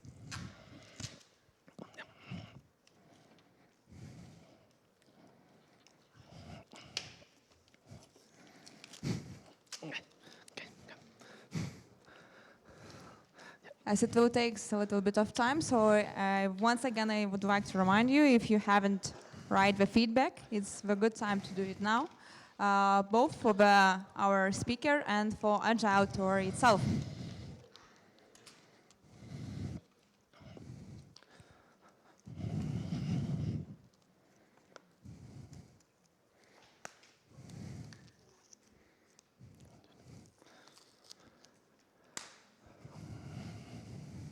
Actually, I do have a question. Cool. What to do in case you have a retrospective and the team says, well, everything is fine, we don't want anything to improve. We think that everything is fine. I did once that it was, instead of focusing on the things that are not working, let's put all the things that we do good. This is going well, and now, how do you make this to be even better? Because you can improve anything. So if they don't find anything that is not working, I'm pretty sure that if you focus on how to improve the things that are actually working to become better. They tried once to do that, but we had a retro, and they improved because they find that there was other things to improve.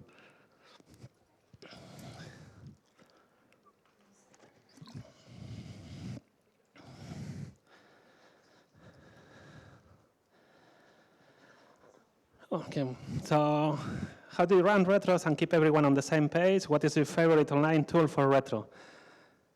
I like Skater Spoke for the board. Retrium, it's really good, and even Sensei tool. That's more or less my favorite ones. And how do you keep people interested in a meeting? The first rule when you are doing distributed meetings, when it's not a distributed meeting, you need to make it relevant and people aware of what is expecting from them. So in the retrospective, you start explaining why it's important. There is one exercise that you could do in one retrospective. It's everybody to write why do they think that we do retrospectives. So you have the feeling of the whole team, and you start involving them. On the other question about how to allow people to talk, sometimes, depending on the exercise, you can do exercise that is two people talking together even on a chat and then sharing one idea to the whole team. So when two are on a chat, they're going to talk between them. One of them is going to share one idea to the rest of the team. So there is one website that is called Liberating Structures. There is an exercise that is 1, 2, 4, all. It's you start thinking yourself the idea, you share with someone else, you share the idea in groups of 4, picking one idea, and then you share with the whole of the team. You can do that actually in Slack with different channels on conversations and things like that. Start small to make people more involved to talk. How important is to organize on-site meetings? Oh. It's really important. People will understand you better if they hear you in person, because they are going to see how you move, how you make the face expressions, and you are going to share something that is not well related. So if you come maybe for the team that, my team that was the developers in Vilnius, they were coming 1 week every month to London, UK, and it was really great because we start learning more about each other. maybe sometimes going to lunch together, and it's going to make the team like that. So if you can see someone, you're going to trust even better. Technology is going to help to reduce the gap, but the best is actually to talk to people and to see people how they react. So if I'm talking and you are like that, I know that it's boring. If I'm talking and you are, maybe I'm doing something right. I would like to ask, it would be the last question. Yeah. Yeah. What if the team does not see anything to make better during retro? Then propose, if they are going to come the next time to London 1 week, how we can make that trip better, how we can make something different. Or ask, okay, let's build your perfect Scrum Master. So there is one on Retromat that is actually build your own Scrum Master. It's my ideal Scrum Master would have these qualities, would do things like that, and make them to do that exercise. And then they are trying to make you better for the team, because maybe they are the ones that are good and you are the one who needs to improve. Does it answer the question? Yeah. Thank you very much. Cool. Unfortunately, we don't have much more time. Yeah, just short.